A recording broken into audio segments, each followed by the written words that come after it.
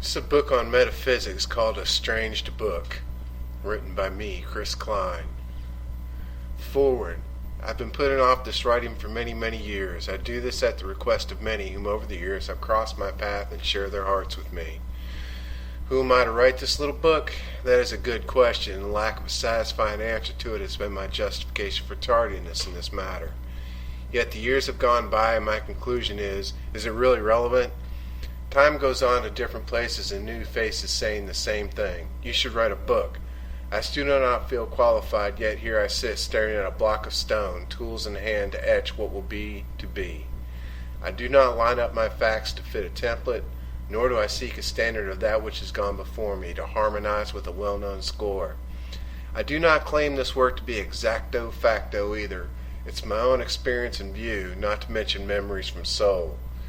And that is all relative. We may not see the same blue or hear the same bird in a chorus from the tropical forest.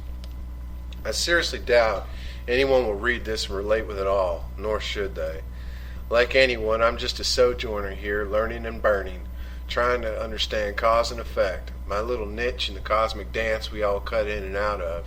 I am no expert, no master, no one of any importance to this world other than a cog in the collective wheel. However, somewhere else I understand the ancient in a way that's difficult at times to put into proper words those around me can understand. If anyone does read this, other than those I personally know, some will indeed suppose I'm insane or deluded or any host of character flaws. I really wish it were that easy, and there have been times when I tried to hide in that route, hoping it all just goes away. It does not. What resides in the mind pales to what lies in the soul, and that is what I'm here to write about.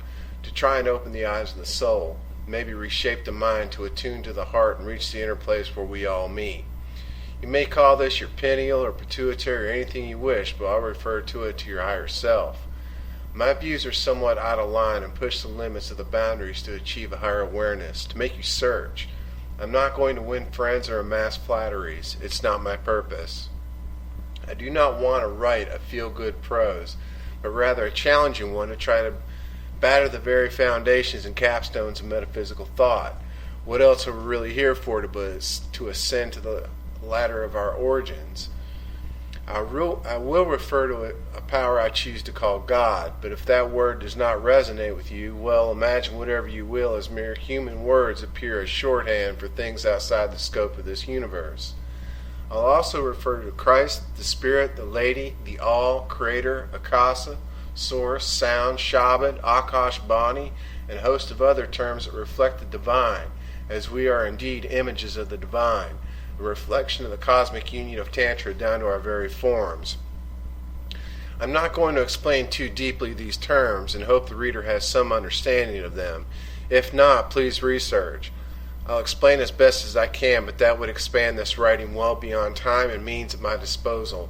As stated, I'm not here to reinvent the wheel. I also state ideas in terms of quantum physics, waves, electricity, and other scientific terms to illustrate concepts. This is by no means an attempt to reflect scholastic facts, but rather metaphoric presentations. It's just how I talk, and instead of making up a whole new vocabulary, I apply terms as I see them. I often use musical terms, but don't let any of these throw you off or give you the impression I'm a hotshot propeller head. I'm just your average being, pumping your average gas in your average vehicle on your average main sequence white star of spectral type A1b. That does not make me an astrophysicist. I know nothing. I was asked to write 3 books in my time. 1, my life experiences in spirituality. 2, my philosophy or theosophy. 3, a book about cosmic union, twin souls, or twin flames, as I like to say these days. That's too many books for me, so I decided to narrow it down to just one finished product based on all 3 requests. Having known there are some things that are too sacred for me to write about, and some things that just cannot be worded, concepts that must be grasped based on one's own experiences, like give me a linear explanation of the 4th dimension. I believe in freedom of objective reasoning, not my way or the highway stances, and naturally shy away from projecting that. Everyone transmutes differently with that which was given them and is theirs to work with and no one else's. Respect others' places on the path, because in the end, we're all on the same path at different stages in this place. quote, "We gotta get out of this place if it's the last thing we ever do," unquote, by the animals. It's my disclaimer page. Everything I state here is subject to revision, inspection, meditation, and every ion under the sun. If what I write does not upset you, then I'm not reaching hard enough. Inner conflict brings resolution of the fragments of dross. It's one thing to read a book and know it, but it's a completely different matter to eat, digest, and assimilate it into one's core personal understanding. If the order is too grand of a meal, put it down and come back later. But please, by all means, come back, as I am too, I'm learning. I may not ever correspond with you, but your thoughts also feel the consciousness of the whole, where I'll read them also. Quote, "There are dark shadows on the earth, but its lights are stronger in the contrast." Charles Dickens. Chapter 1. Above and beyond man's threefold nature lies the realm of the spiritual self, as above, so below, from the Emerald Tablets of Thoth. I came into this world on a hot, muggy summer's eve in the craggy bogs of wrong book. Okay, enough about me. Let's delve into beliefs. I thought to write a whole chapter on beliefs, but it ties in nicely with metempsychosis or reincarnation, if you will. Beliefs are one of the most powerful, if not the most, of the human ability of free will. It's the foundation of the ego, and people hold them for reasons of simply wanting to belong or flat out control others' beliefs. Because beliefs are subject to change and not as rigidly static as universal laws such as gravity or time. But when does a belief become fantasy and head over into the fine line and delusional? All are free to believe, as one can emphatically insist it's raining in the middle of a drought. Who am I to judge? Maybe in that person's fantastical thoughts there's a parallel dimension they are creating with this belief where it actually is raining, only in their own dimension. However, in the experiences of the whole, it becomes delusional, as it's not raining for others. So belief defines what is real to a person. There is a paradox there I avoid, as a dog leads to a dog chasing his own tail, but also segues to the topic at hand. Regardless of what you believe at the present time, based on a plethora of variables such as mind, emotional, and heartfelt experiences, ask yourself, did I choose to be here in order to have beliefs? You did, didn't, or maybe a little bit of both, but somewhere before you drew your first breath, this choice was made. Be it fate, destiny, chance, God, or a group of grays on Al-Anon, some things belief in you made you real, or you're real because you believed. Objective thought, originality shapes the individual and often defines their origin. Some belief, it always does, a type of predestination where it is determined what will be will be. Pick up a history book from 1802 and compare it with one from today, and up until 1802, the modern version is square like an opaque overlay. But does this really happen? Of course not, because advancements in knowledge, research, and archaeology revises the past and illuminates present understanding of that time. Note, though, in 1802, they needed no help from today to define the events of that time. They did not need the illumination from the future to see what was going on back then. But the human ego has a tendency to believe that they do. We can better understand what was going on back then today. In a lot of cases, this is actually true in the global understanding, which in those terms just means mind knowledge. Yet the thing we are understanding still had full existence in and of itself. It did not need anyone's help to just be there. The complex maze I've described is a result of the ego, the sense of self, of power, or independent thought. I think, therefore I am. If true, then by implication, I am because I think must also be true. This is duality and leads to a bipolar state, up and down in a spiraling tunnel. Unfortunately, this is where many get stuck, throw their hands up and say, okay, show me the way home. The ego's sense of knowing and control goes into protection mode. But you looked inside the box, which can only happen if you're outside of it. The ego missed exactly when this happened, but hindsight can spot it from the heart or soul. You felt it probably deep down. Some event caused you to finally see the big picture, and you found home was in you all along and not in your mind or beliefs. Exactly what is the source of this phenomena? There are many books about it in the world, this revelation, spiritual awakening, nirvana, that induces such a deep experience in someone, with feelings ranging from rapturous bliss to outright terror and tribulation. Yet the individual is forever changed. They realize they have a connection with something that defies laws of time, as time means separation, distance between two objects. This home could be called the very seat of the soul, something they're at one with, source.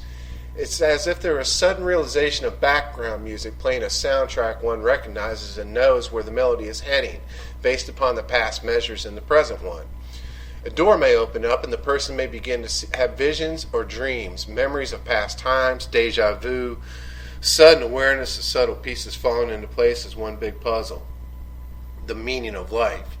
They are aware that they are much more than a human being, but an actual being. This awakening threatens the ego. We all experience times when our minds seem to shift or snap shut if slapped, when we suddenly have sudden epiphanies and the ego reminding us, hey, I'm in charge here, remember? It would appear to have been tricked at this point. We have an inherent instinct to outdo or compete with one another, and when applied towards knowledge, we begin to know more than the next guy, increasing our value in all aspects of our lives for our individual survival. The accumulation of knowledge, though, brings about wisdom usually, and somewhere deep down inside us we are unveiling our eyes to this deeper part. It's almost as if it's by design, the same way one would preoccupy a child with a day of play whilst a surprise birthday party is being arranged back home. The existence of this union with Source has been the taproot of my spiritual growth. You can be Jonah in the belly of the whale, but you will not lose this connection, nor do you have to understand it in your mind. To get anywhere in what I have to say, you do need to realize this in your heart. You can use a parental bond, if you will, an affection for an animal or a garden, but we're all born with something we had a connection to here. If you find this difficult to do, I would suggest meditation on your heart chakra. If you do not know what that means, you might want to put this down for now until you do. If you insist on going on, then I'd say get into a quiet place and focus on what you adore in a living thing. Close your eyes or not, up to you, but concentrate your mind on it, then begin to reach out in your chest with affection to the source and become one with that feeling. When you get there, ask yourself, what is manufacturing this emotion? The thing I'm focusing on or me? Now, if the ego comes perfectly baffled, ask yourself the bigger question, could it be both? Now, who designed that? With all fantasies put aside of personal control, we really can't even control our own real feelings, let alone our reactions emotionally to another. Not in our egoist minds, anyway. It's as if a higher self or being is somehow residing within us. Our minds and beliefs become changed through these experiences. We get more in touch with our better selves, and we can not unlearn this event. Again, we find ourselves outside the box looking in. Then the phone rings and we lose this sense and life comes crashing back in to ground us.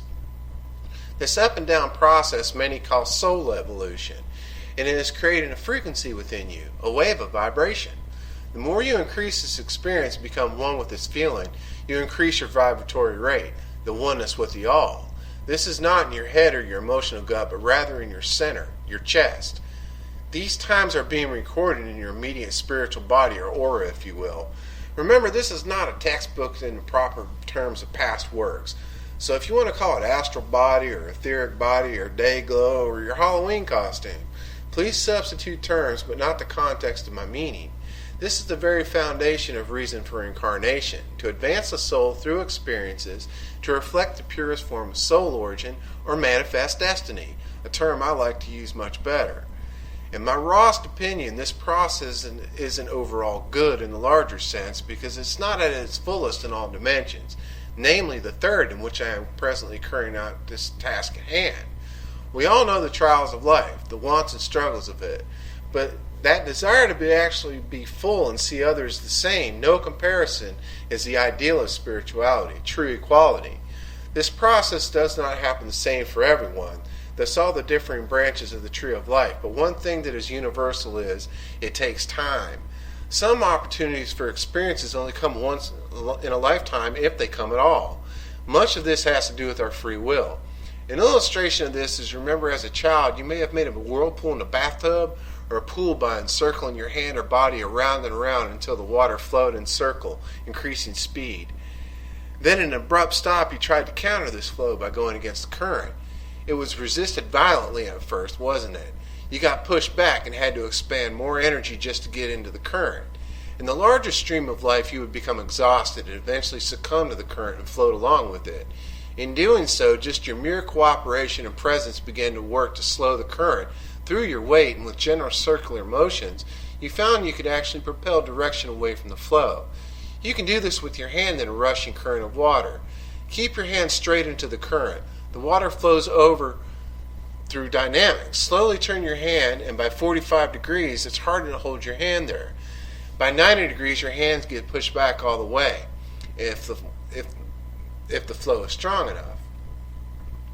The same type of concept is going on within our lives spiritually. What determines this force I will cover later on the subject of alchemy, but for now let's focus on the overall goal and impedance to it. Through trial and error, we learn to navigate simple currents we created in water, which can lead us to manipulate them as long as they don't overpower our energy with flow. By going with the flow and slowly directing it, we could divert the current, a cool trick for a small child. Eventually he or she may realize they can't control the actual flow this way. The water still keeps coming. We learn then to build dams as children, yet the urge or destination for that water to flow one day eroded our little dams and the stream returned. So it is with our soul. We exist in our fullest scope outside the scope of time. You may ask someone how they are doing. They may respond, "I'm getting there." Not to sound too opinionated, but I sometimes respond, "You are already there." It's to try and remind that person's higher self that all that was needed for them to get there was given to them at the point of their creation by God. It is definitely relative to space, distance, and time from others, their very own place or frequency, but getting their current place of self here in line with it is an inside job between them and the Creator. The middle man would appear to be the higher self in a sense. I have given thought to avoiding the subject of hires, highest, guardians, and so on. First off, it's hard to word the concept. Secondly, there's no real way to back anything of what I'd say. However, I'm reminded that's not my reason for doing this, and it's my ego's own problem. My understanding of reincarnation involves higher selves, since the purpose for it is to ascend, a topic I will get into in the next chapter. So allow me to simply illustrate what terms I mean by higher self. At the point of your creation, your soul, you are what we'll call your highest self. You exist fully, are a reflection of God's expression along with qualities of the Creator. Whether or not that being has free will, I'm not going to get into. That's up for the individual to pursue. But like earthly offspring, the bucket of water drawn from the well still contains the same qualities of its source, yet it also exists as the water in the bucket. This is a basic illustration of entanglement. Its separation is only perceived by distance. This is part of the meaning of be one with God. You awake to find this state only to find you always were. You are then brought into this world, your soul, into a vehicle that was designed for your experiences. This one is very tough for some people to wrap their head around. Birth defects, poverty, bastardization, and a host of perceived problems abound here. Questions our earthbound selves have a hard time overcoming. But each person has a plan for their incarnation, lessons to be learned and choices before them. Like picking up an old dirty mirror, cracked and broken, we must work on that mirror in order to see our true reflection. The immediate being doing this would be one's soul here, or their higher self, a reflection of their fullest, which is timeless and already there. Exactly why is a whole host of beliefs and one of the oldest questions in mankind's history. Regardless, it doesn't affect this course. Through a series of events, we live our lives and decide the direction it's headed based on limited choices within this realm of existence. To see someone's higher, you must observe and watch them, being in tune with their own helps. When one's defenses, mass performances, and supposed observation by another gets dropped, you can glimpse their higher. This is a wide range of emotion, but it's raw and real in the plainest sense. That hardened, roughened person that you know that beams when something like a puppy or a baby is put in their arms, or the depressed, unmotivated friend who jumps up quickly at the bolt of a lightning stroke outside. One could say it's the person behind the mask, the real self. The thing that defines that mask is much like the soul that records the experiences on a deeper level, and that would be one's mind recalling and imagining life's events and making a choice based on this. The image one wishes to project to the world. In the overall sense, this is survival. To rip away the mask would be harsh, but it does happen, and that event also gets solidified in the mind. One begins to awaken, or they just reinforce their mask, or a bit of both. Another option would be to make the mask opaque in a way to allow the higher self to shine through, analogous to cleaning the mirror I mentioned earlier. The most bittersweet pill to swallow about this is the higher self is somewhat limited by its own past experience of life, or lives, if you will. It is not an exact reflection of the highest, or it wouldn't even be here. There are still lessons to be learned and experiences to go through in this world, and those experiences begin to shape our soul. But the only way to transform that highest self is through spirit, which only comes from source. Through trials and hardships, joy and celebration, we become humble and realize we are not any more in control of this transformation than we really are in the events that surround it. It's a process, and by reaching out to spirit in either gratitude or sorrow, we are reaching out. This is what I expressed earlier in the meditation exercise on what you love. Spirit then transforms that mask and soul to reflect its true origins. The likelihood of this happening in just one life on human attempts is just not possible any more than it's humanly possible to be in two places on earth in your form at the same time. We have a mind and a free will to make choices. We could also strongly desire to change our own destiny. This could be granted. An advanced topic I will get into much later, but for now, suffice it to say, we make mistakes and errors based on our fears, notions, and desire to shape our masks. No matter who you are, you have made this decision at some point. You have reacted to outside stimulus to build the inner person. Out of the womb, you choked, grasped, and brought in air, and probably cried like a baby. And one day, time will expire and you'll breathe your last of it.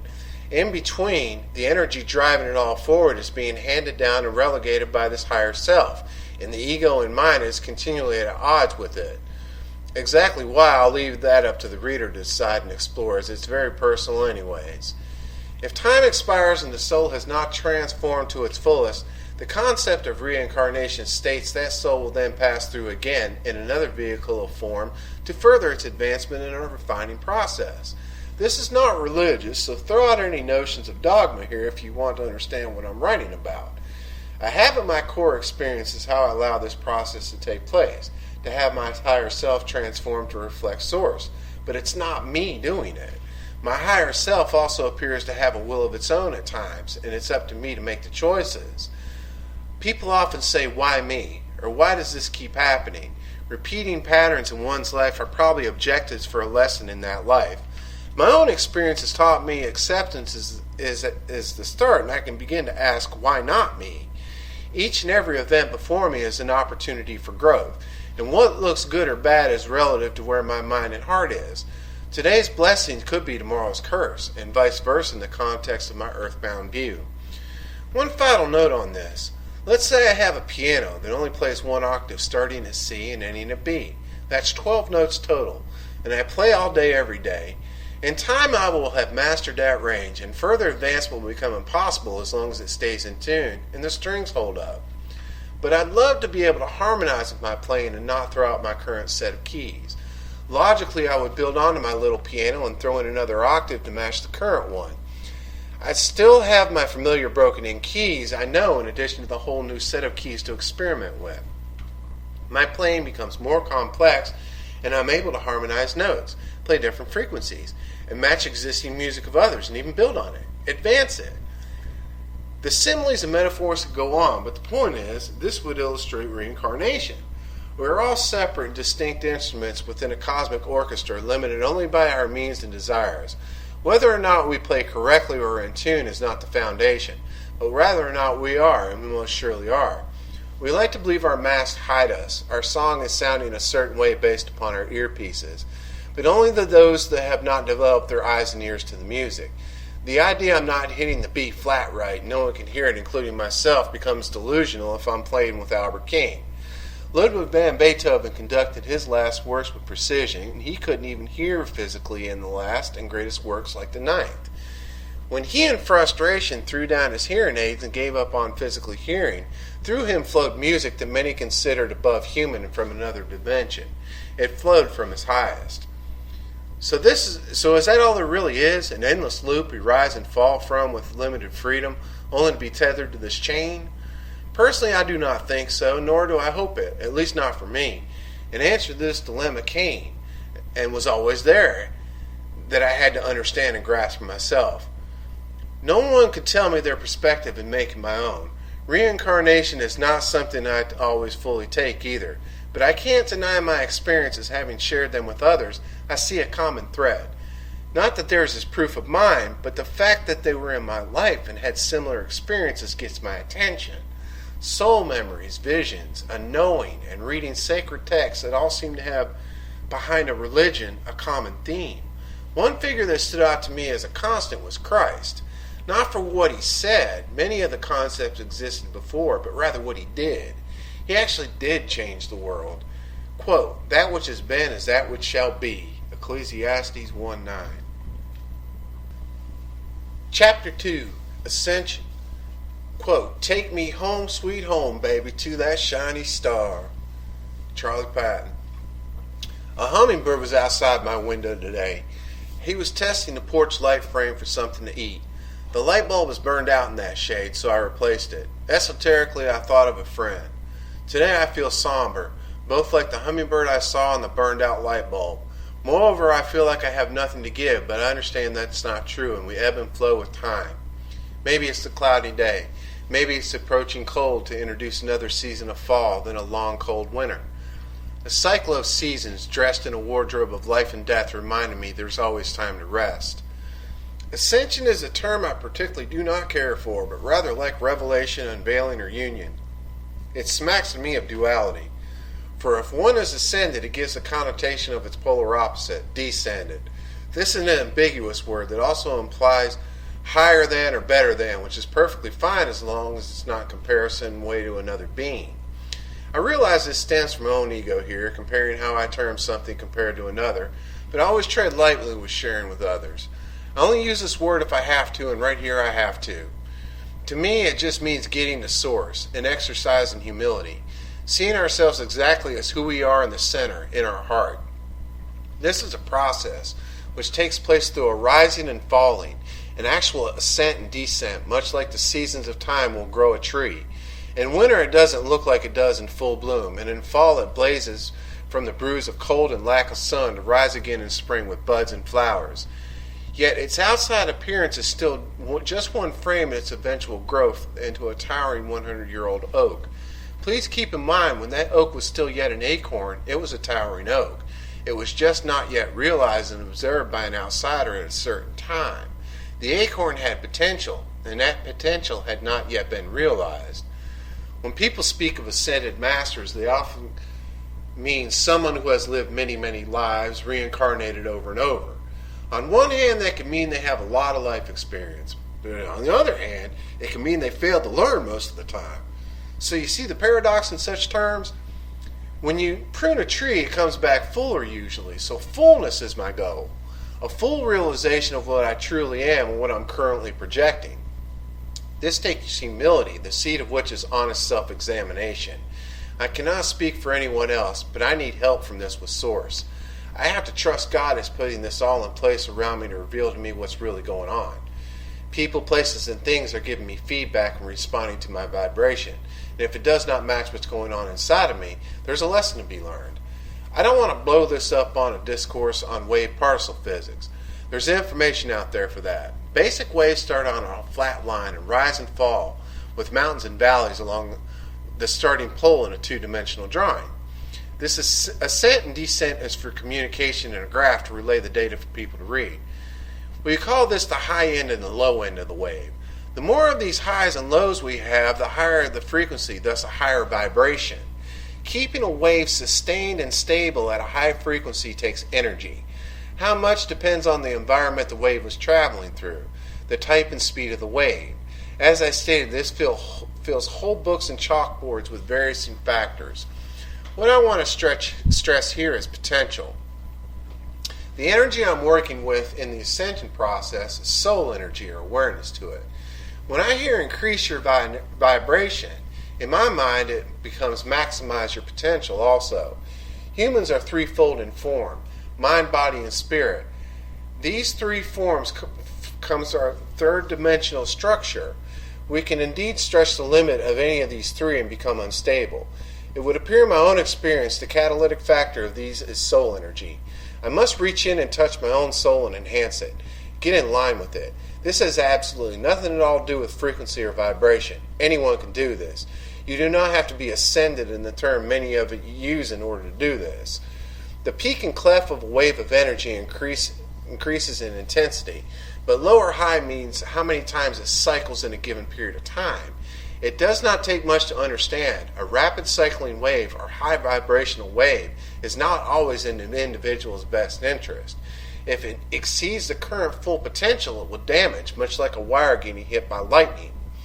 Energy is always moving. Nothing is at rest as it appears.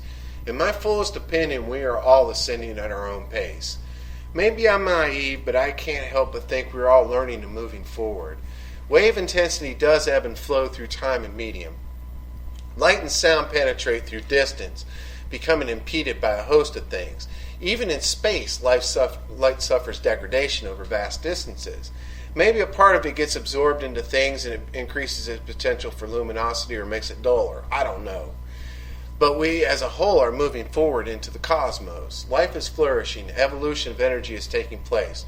Mutation, coagulation, assimilation, progression, and population increasing towards the event horizon. Adaptation to these circumstances depends upon the actual potential one has for change. Even then, one will adapt regardless in one way or another. If they can't handle it and fall away, they will end up doing it again in another place, maybe more conducive, but it will happen. So ascension here is very important for the whole. By recognizing exactly what you are outside of time and space and getting more and more in touch with the highest being, you are becoming able to receive a vibration that exceeds the one you've been handling all along the way. This way, as everything changes around you, you can then become stable in yourself and respond accordingly to the changes. Earth itself has a vibration, is also changing, evolving. You have heard it, we are responsible to help. Well, I'm not going to get too much into that, as it's up to each one to decide that for themselves. However, Earth's vibration does indeed affect us, and for a very good reason. There's no place like Earth, and we can even see with space telescopes. The diversity of life and experience here makes it special. The rate of growth here is very high in potential compared to other places on the complexities.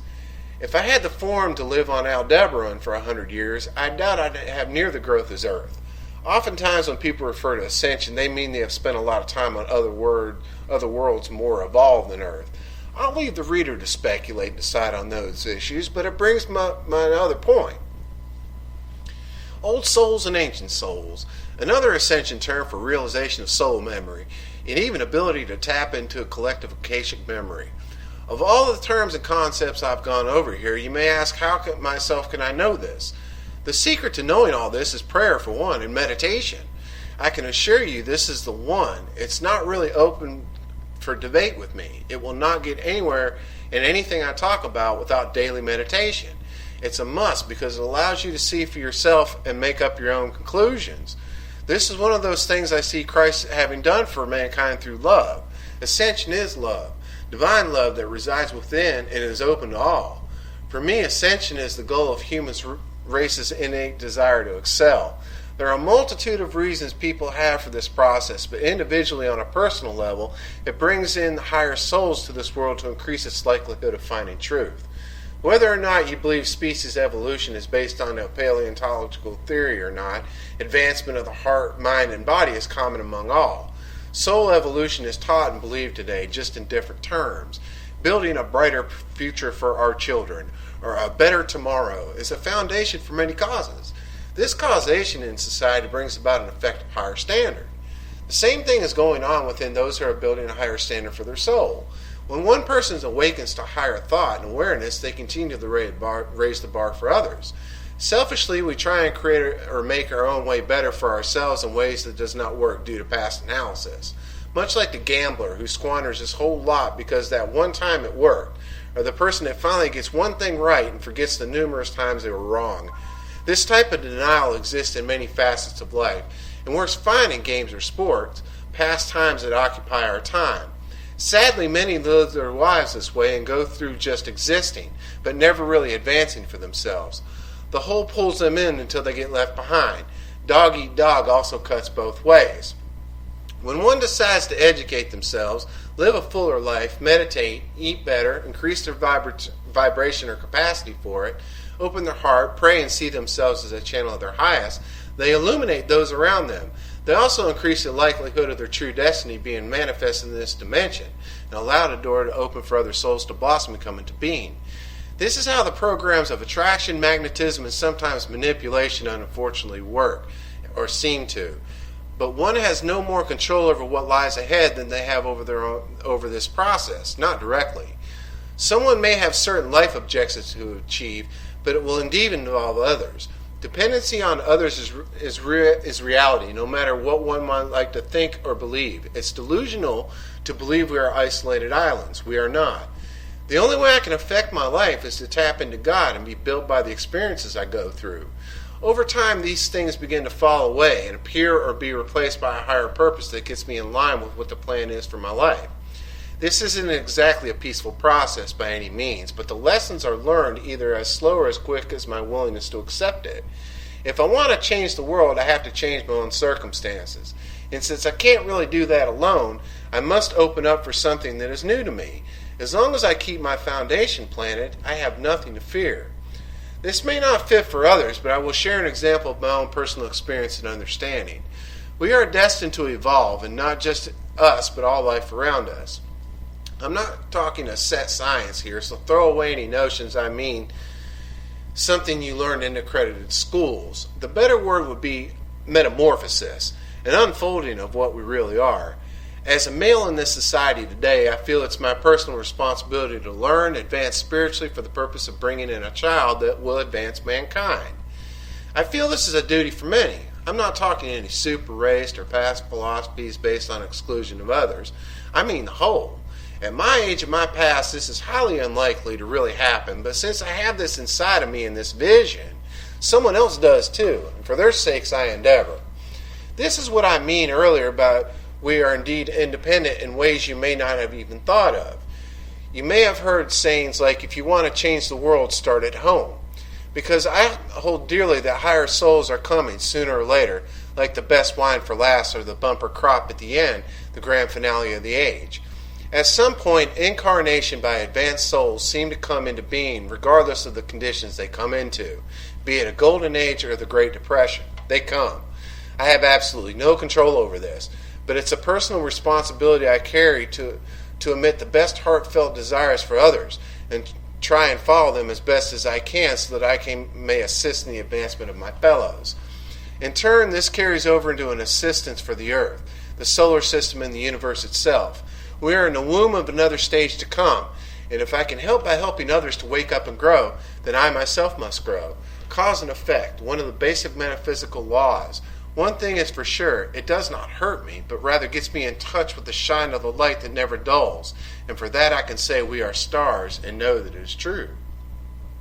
Now keep in mind this is real, and not just some right feel-good stuff to sound all warm and fuzzy all over, because I'm not.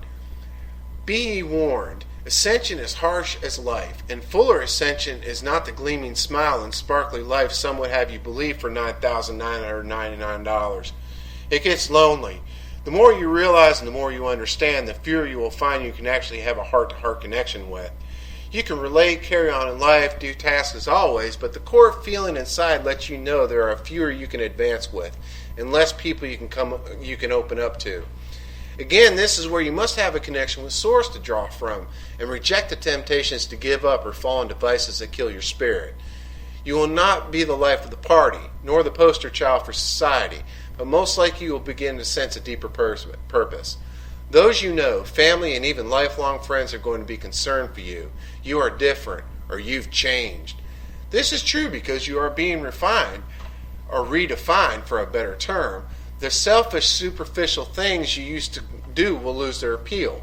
You may become ill. Your sleep, dreams, and habits may change. People may look different to you. Things may begin to sound different. Just as the body matured and you grew up physically, your emotional soul will do the same. This is a place where some may think ignorance is bliss. In a sense it is, but if you've reached this far in the reading, I feel safe in saying the process has already begun. There are many parables here Christ said regarding this, such as a little leaven leavens the whole loaf, or you cannot put new wine in old wineskins. You don't have to know these sayings to know the illustrations. Choose your own. The point is, ascension is a solitary thing whose illustration is fitting as a caterpillar in a cocoon, waiting to emerge a glorious butterfly or moth. Lunar moths are also beautiful. If you are perfectly happy being a shiny glowworm, then shine on. And indeed, do not worry. But if you begin to grow anxious and feel not quite yourself, keep in mind others are emerging or affecting your life. It's much easier to go with the flow, as the point made about the current in the earlier chapter. You do not give yourself up, nor your right to kick and flail and go against the grain. I find it's just more peaceful to submit to the process. Whether or not you believe we are being created in the Creator's image, or we are made a choice from our highest, it's still set, I am here and I will grow and change. Going to keep on trying until I reach my highest ground, said Stevie Wonder. We are beautiful no matter what they say. Yes, words can't bring us down, said Linda Perry. No man has ascended up to heaven but he who came down from heaven, even as the Son of Man who is in heaven. John 3:13. Wrap your mind around that last one. One final note about this ascension process I want to make. There are various ways to get there in different stages along the way. You can be initiated into this, come into the world already initiated, have a spiritual awakening on your own with a divine power, or even meet your other half.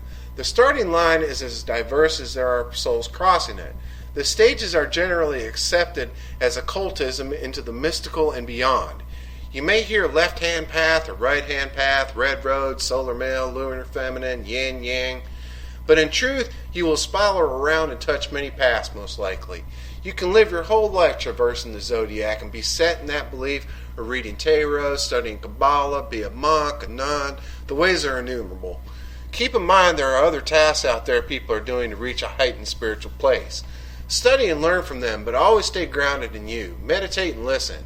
Our egos naturally begin to pick apart new ideas or something foreign and construct a shield around us to stay firm and convince us that it is really grounding. It is not. It's a sign of insecurity within myself, and actually a hint I need to learn something. Not so much the new info, but rather something within me that is beginning to become fixed in the state of stagnation. I have my morals and personal integrity, so it's something irrational for me to not want to learn more.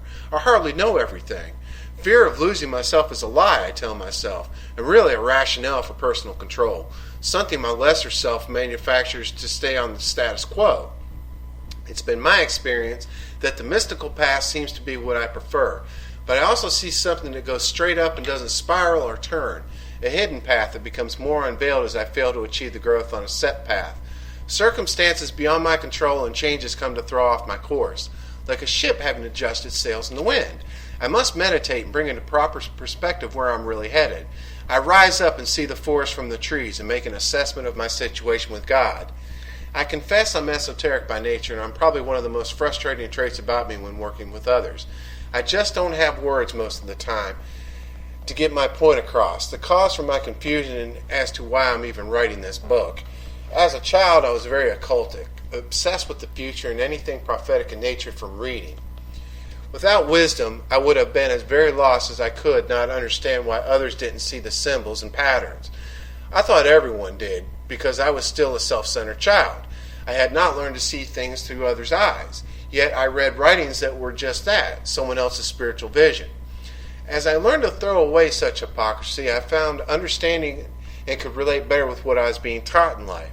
Compassion, sympathy, love. I've begun to learn a base transmutation of my own energy. When confusion sets in, I ask the universe to show me, go about my business and come back at a later point only to realize the answer for myself. Those are the tools laid at my feet if I'm willing to use them and trust God. It is my nature to pound a bolt until it fits or gets flattened or the hammer breaks so that I can get a new one. Content prior to investigation. Some things just need a little bit of oil and gentle hand to fit. I will get more into these paths later on. For now, you may want to brush up on hermetics or read a bit on alchemy. Game theory like tic-tac-toe basics is also good. If you want to get into quantum mechanics, feel free, but it's not necessary to follow along with what I'm saying. Schrodinger's cat is also a good one, but suffice it to say, I have a light plugged into a small socket. I turn the light on or off, and you know this by realizing it. You see it give off light or not. So from your immediate perspective, relative, it is on or off based on what you see. However, in the overall macrocosm of the light, it is both on and off, as long as power is flowing and all is working in order. You can only see its state relative to you. You observe it being on or off, so it is to you. This goes along the line of the old saying, if a tree falls in the forest, does it make any noise if no one is there to hear it? It is the mark of an educated mind to be able to entertain the idea without accepting it, said Aristotle. Next chapter 3, I think, Karma versus Grace. Quote, we must account for every idle word, so must we account for every idle silence, said Ben Franklin. Justice and mercy, these two alloys weighed on the scales of man must balance or the whole thing comes crashing down. I take quite a different view on karma than the standard opinions. Karma is the existence I've settled on, based upon the choices I've made, based upon the comparisons I've decided are, quote, good or, quote, evil. If I told you all things are working for your highest good, I liken the standard teaching of karma to a dragon. The eye for an eye approach as it is dished out to mankind because of his denial of the weightier matters of the divine. Karma is an area I do not make friends in, so I'm not going to even try here. Most of all the teachings that relate to karma are fate, leads to cognitive dissonance, which is basically utter confusion that baffles the ego. In its throes, it's insanity. However, if you reach the light at the end of the tunnel, you begin to see and learn love is the only way out of this Ouroboros. It's impossible to discuss matters on metaphysics without addressing this topic.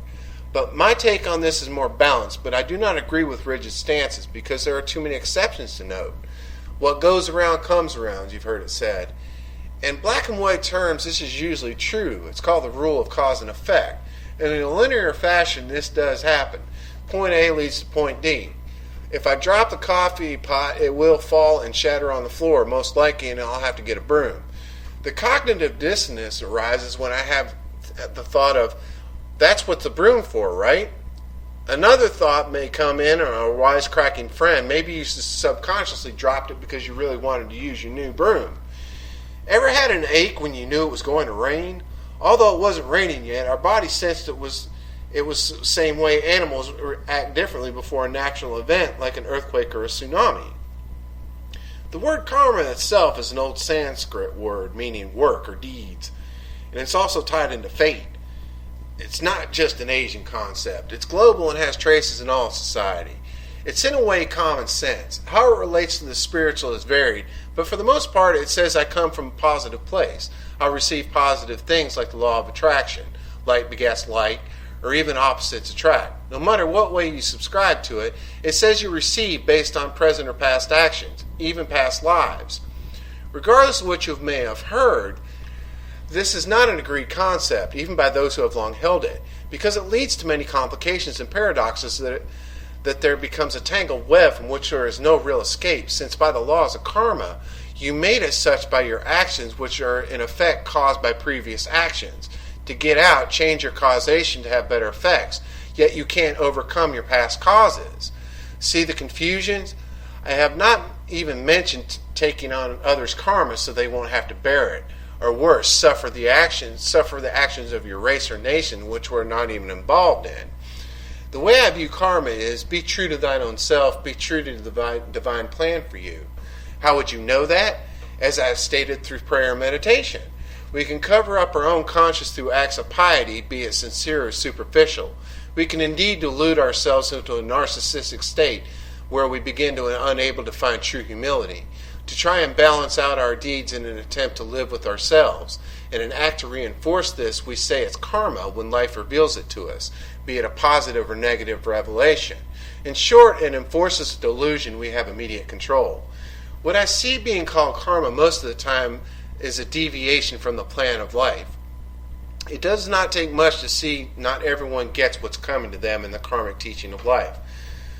Threat of the next life or afterlife has done very little to bring about any lasting change, and it's as old as mankind's civilizations. There are too many figures in history who have lived without any past cause for their effect. This is one area I have to ask. What about this guy who lived in Israel 2,000 years ago? Or the monks under oppressive governments? Or the people under despotism? In a strict karmic sense, it would seem to me that society in general came up with a strict badness, because I rarely read any historical accounts of a utopian society in this age, let alone a global one. When weighed out, there's a lot of evil, so where did it come from if the kingdoms rose up from the dawn of the age? When I look around me and really take an assessment of the world, I have to say we are extremely spoiled as a society compared to the past. I see an advancement of society and a growth, regardless of corruption, which has not changed in its core, only in its means. However, the individual person has changed as a result of the whole.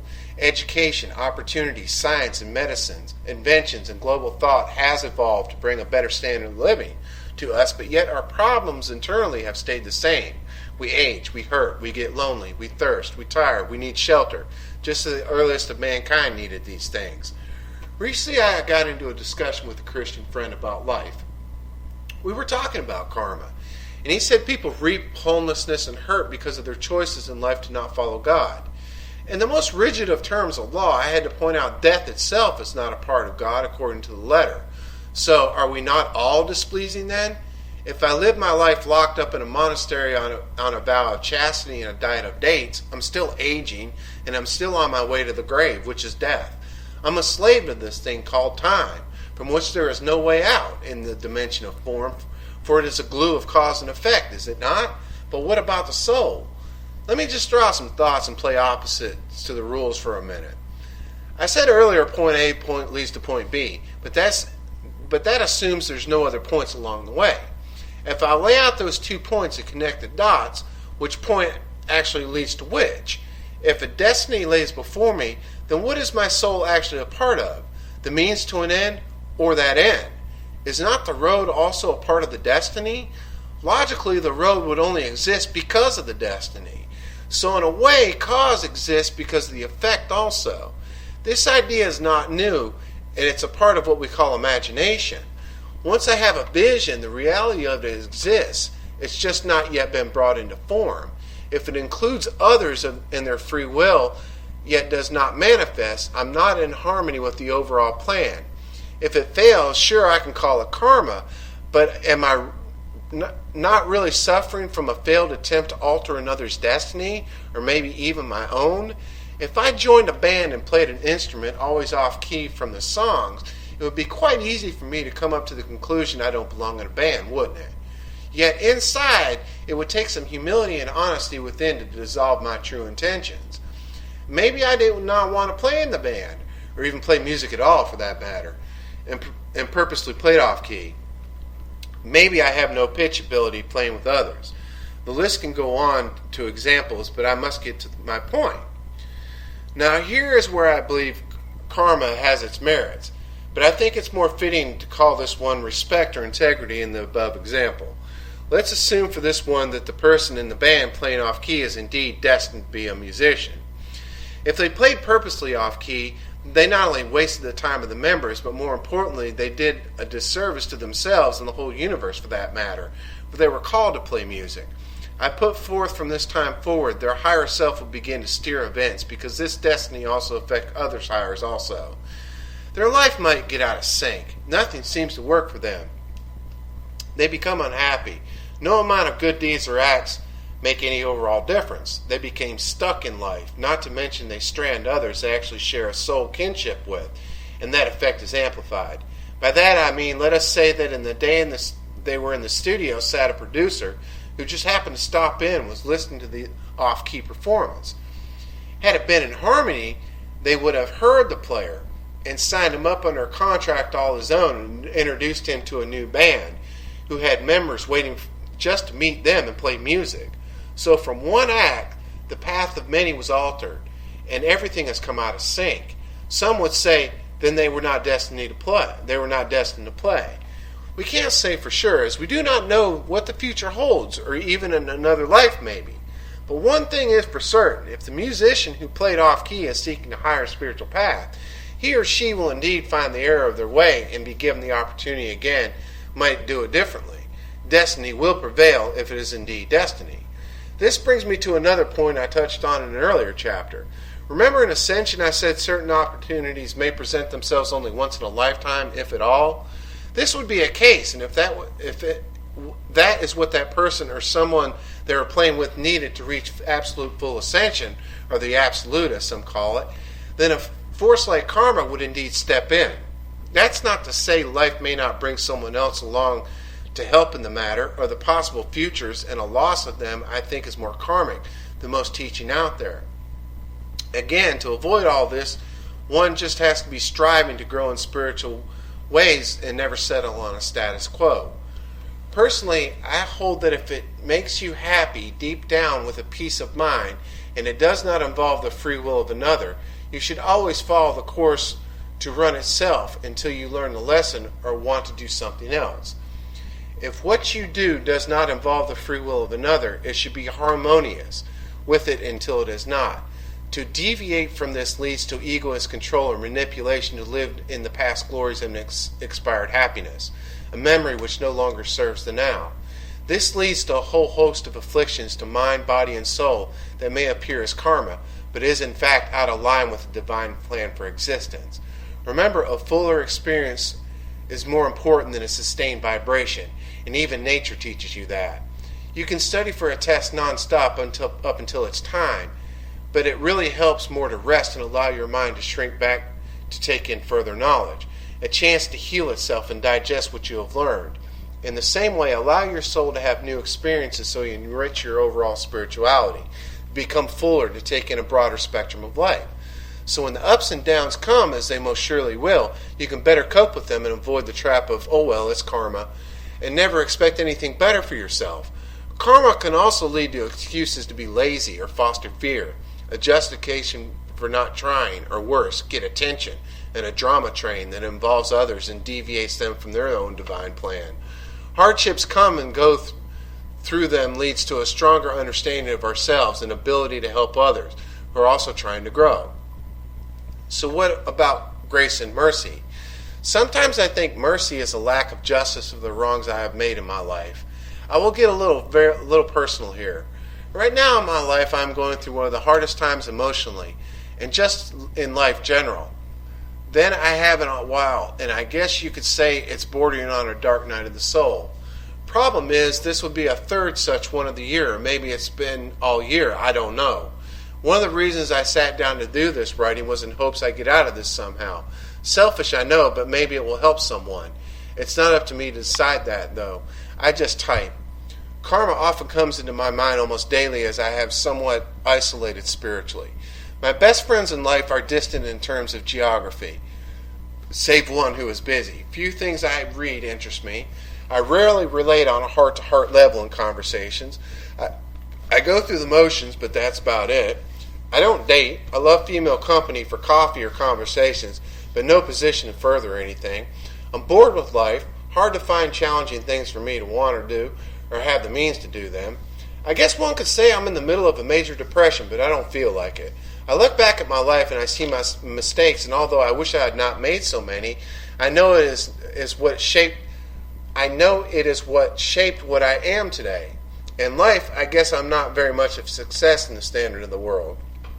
Since writing this, it has changed. Where does mercy lie in all this? I do not know. Maybe this is a chapter I can look back one day on and finish with a smile. Maybe I missed a calling somewhere and an opportunity for a once-in-a-lifetime deal. So what is left to do? A small house, picket fence, a beautiful warm lady to spend the rest of my days with? That's not in the cards, so it appears. I have definitely lived a full life and I can't complain at all. This brings me to an aspect of karma, though I do not want to touch on, and that I do want to touch on, and that is karmic relationships. A karmic relationship is one that happens when there is nothing left to do but enter in agreements for the sole purpose of learning life goals. One could say all relationships are like this, but there's often a difference. There will be another purpose and you will just know it. You have a friend and their mother is ill, and you may be skipped out on your own duties to yours who was dying, or you cared for something for that friend that you look back on was something you neglected in the past. Maybe you stood up your prom date and you go out with someone to their high school reunion. They were a prom king or queen, and you get to stand in. Maybe you cheated on someone and you stay faithful to someone who is cheating on you. There are more illustrations than I have time to get into, but the point is you just know, and you have the sense you're being tried and refined in the experience. It could actually be that sibling you've not spoken to or the person you married out of physical security but aren't really in love with. Nowadays, people call this a living amends, or an amends in general. One thing it does do is clear your own conscience and open the door to forgiveness, which is grace and mercy in a nutshell. By allowing light in, you begin to see your part and want to make it better, not for an effect in the world, but one from within. A connection that runs deep and possibly affects others' hearts and souls in an effort to help them in their growth. There's a type of love in some relationships that runs very deep and begins to defy the actual word love. A partnership that forms where we bear one another's burdens. This type of love could attribute to the concept of taking on someone else's karma in their stead. Here again, Christ stood out to me as I could actually relate to this in my own friendships and bonds with people, but definitely not on such a grand scale. I could be freed from the dragon. I came to the conclusion this man must have done much more than any preacher had ever told me about, or anyone else had told me for that matter.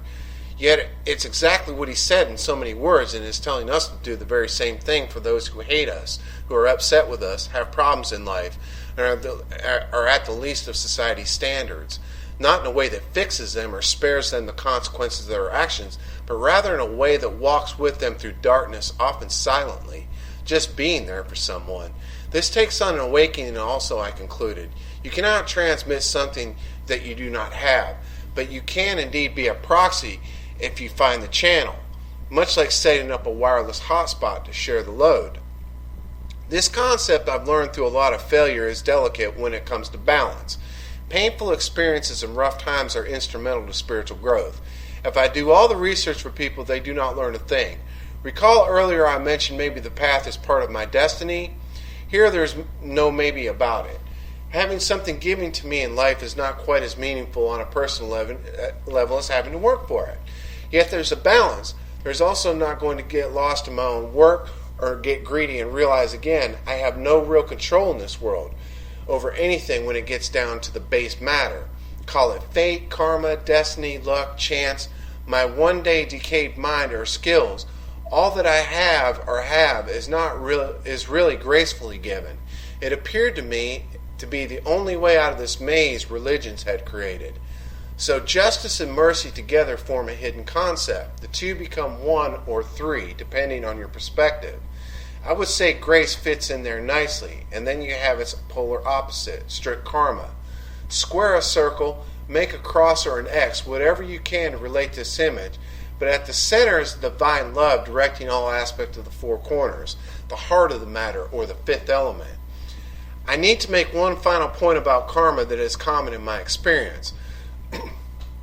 I am somewhere aware of energy from people, as anyone is. Looking back on my life, I've burned quite a few bridges based on a read or something I felt was a hidden intention. I have also projected energy at people on my own hidden intents. In the strictest sense, this is classified as karma. It's also feeding into a spirit called judgment, as the law of karma has become a tool of divination in this example, and leads to an isolated paranoid way of thinking I know when I really do not.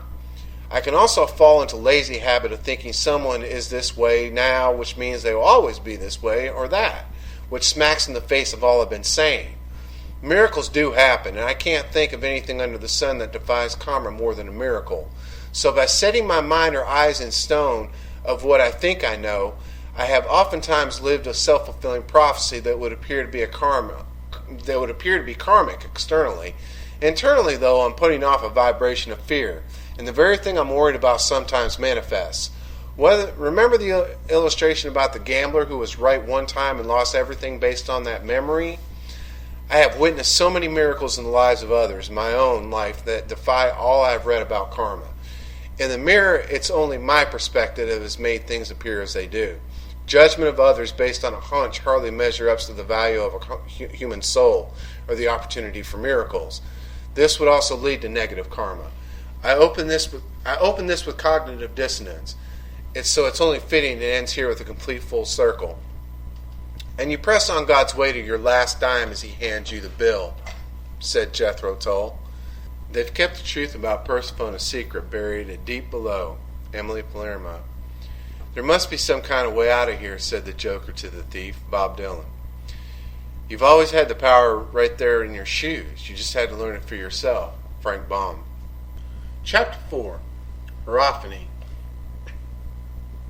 "Do not fear mistakes. There are none." Miles Davis. "Just when the caterpillar thought the world was over, it became a butterfly." Proverb. "When it's all finished, you'll discover it was never random." Unknown. Today I was once again visited at my window by a hummingbird. He hovered in the center of the frame of where it poked the glass with his nose a few times. He looked eye level with me, then poked it again. He swayed up and down as he fluttered his wings as if looking at me for wanting me to look at him. Then he turned and darted away. Again I thought of a dear friend.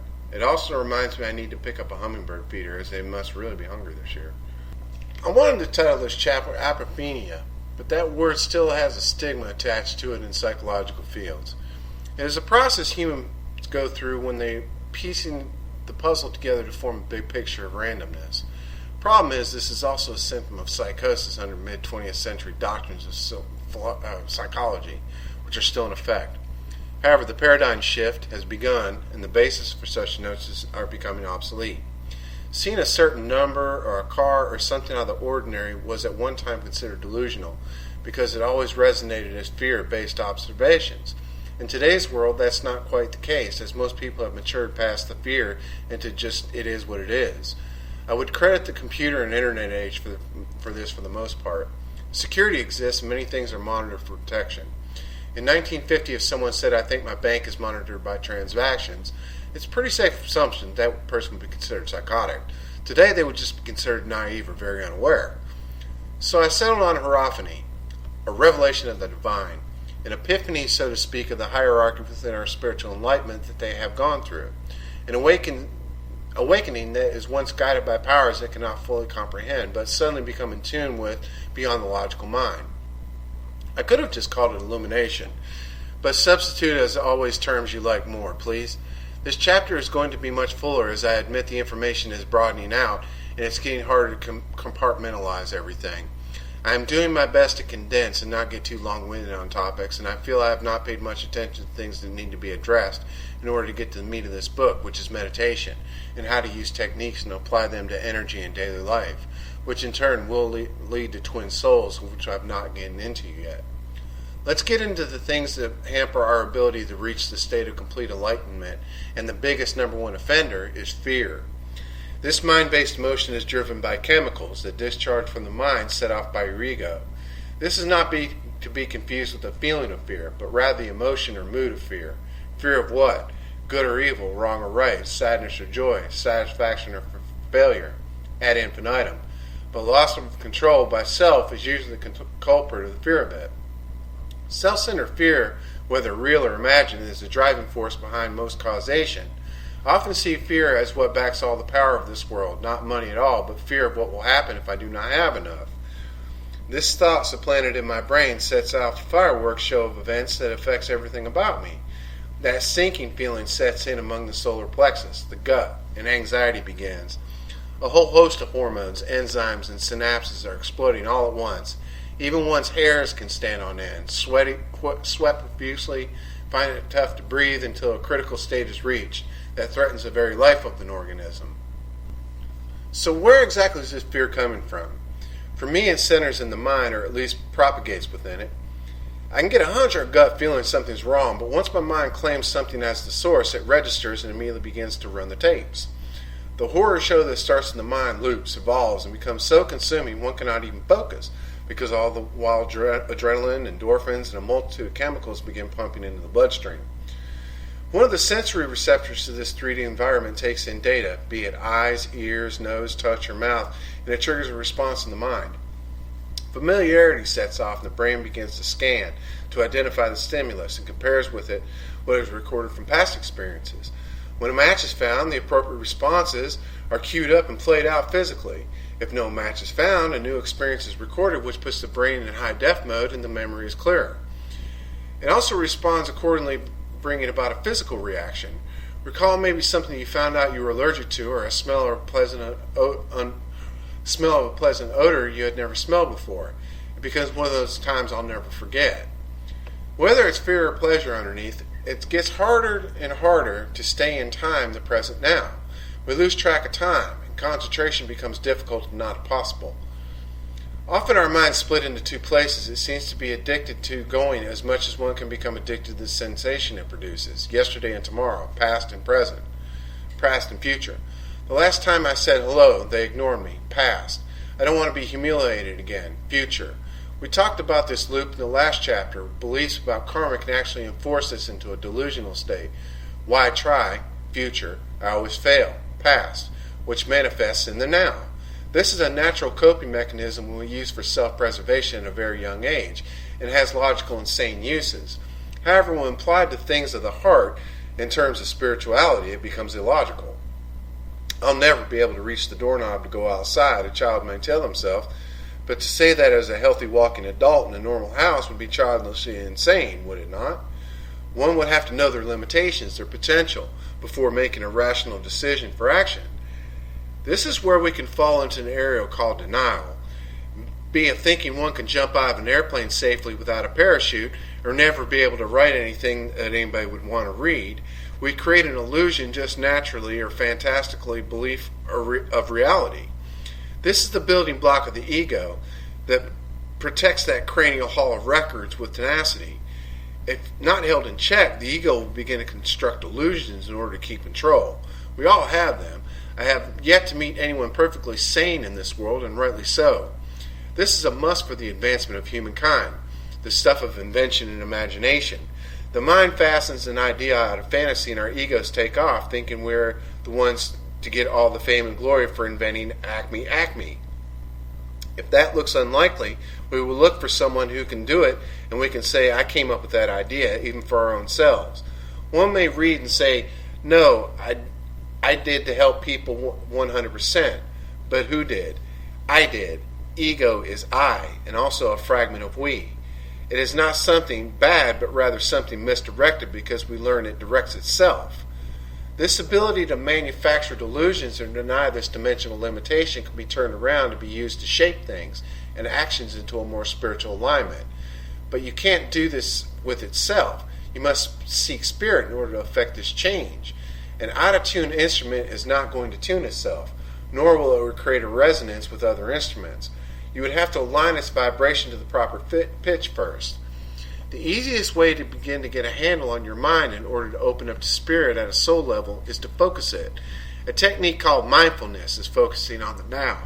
Since the fear we are talking about is based on anything but now, you still your mind and just own your thoughts as they come and go. You take in your surroundings and allow your mind to just think in the here and now. Reading a book, playing a game, taking a walk, just lying or sitting, looking at a wall or ceiling. So many ways to do this. You slow down and stop planning or remembering. You begin to daydream and just let your thoughts flow in and out. This prepares your mind for meditation, and unfortunately what many I talk to think meditation actually is. This is a form of Zen that is mind-centered only on one side of the triangle. Try not to think what is going on to be already is, and what was done will all be in the very now. Try and understand your past and future are now, because your mind is refreshing at speeds that cannot be fully calculated. Some theorize it's faster than the speed of light, a topic I will get into later. You really cannot do this wrong. Which brings me to another part of fear, being wrong or right. People have a fear if they do something wrong, something bad will happen. Again, not staying in the now. Many reasons, self mainly, but they range from guilt, shame, embarrassment, and a host of emotions, or worse, they become stagnant and refuse to grow. They might be happy in a rut. Problem is, people around them are not all stagnant, nor in a collective consciousness for that matter, which does affect everyone like it or not. That horrible gnawing feeling, I need to be doing something, but they don't know what. My own experience and so many others I come across, it's usually their vibration needs help. Not doing anything leads often to the ultimate wrong in this sense. They get left behind. Wrong and right are actually relative terms internally. It changes. If you are called to do certain tasks at heart, it's not going to change most likely, and some just cannot change. Good and bad, wrong or right, are labels based upon preconceived notions or observation of others for the most part. It helps to battle fear. It helps to battle fear to realize growing spiritually has its ups and downs, periods of stop and go. But overall, you are moving forward, and it's for the good, and is right because it's a divine plan. All are equal actually around you, including you in the Creator. Our qualities and traits as they pertain to this dimension are different and define who we are as a separate being. But at heart, we all have the same potential as mirrors of Source, like any star in the sky reflecting the cosmic sun, or any drop of rain that fell from one cloud. I know I have not gotten too deep into showing ways this can be confirmed, but this is how the mind is prepared in order to make that happen. The brain itself is a receiver and projector. Advancements in brain research, because of better equipment, is beginning to see that the brain may very well be projecting images you are taking in to see. The real truth is we do not actually know exactly how the brain works. Theories come in to make sense based on what present time's data, but then we learn something new that the brain with far more advanced equipment to have to redefine everything. Personally, I just go right to the end of the course and embrace the inevitable. I'm not making money as a brain researcher, so I can do that. Our brains are receiving data and projecting it out in waves and bouncing them back in the process. We all vary in bandwidth, but nonetheless, that's extremely powerful. So if I want anyone playing with my head, I want to make sure I'm doing all I can do to assist it to the correct ends. It would almost appear to have a real life of its own, so I must train it. There are many videos and lectures and documentaries on the latest amazing things our brains can do, but I will leave that up to people to view. Suffice to say, we are going to do according to data has already been determined before you make up your mind to do it. To me, that's a pretty sobering thought. It motivates me to get a handle on my mind and practice some principles I can see work in order to better shape my thinking to receive a higher thought wave. One key for me has been everything is working for my highest good, and there are no real mistakes going on here. It's a process to get to the absolute because I'm maybe the one sending the signals from there. I do not know that part. Staying in the now, though, is really all I can do, and memories and dreams I have are being refreshed and redefined at speeds I cannot fathom right now.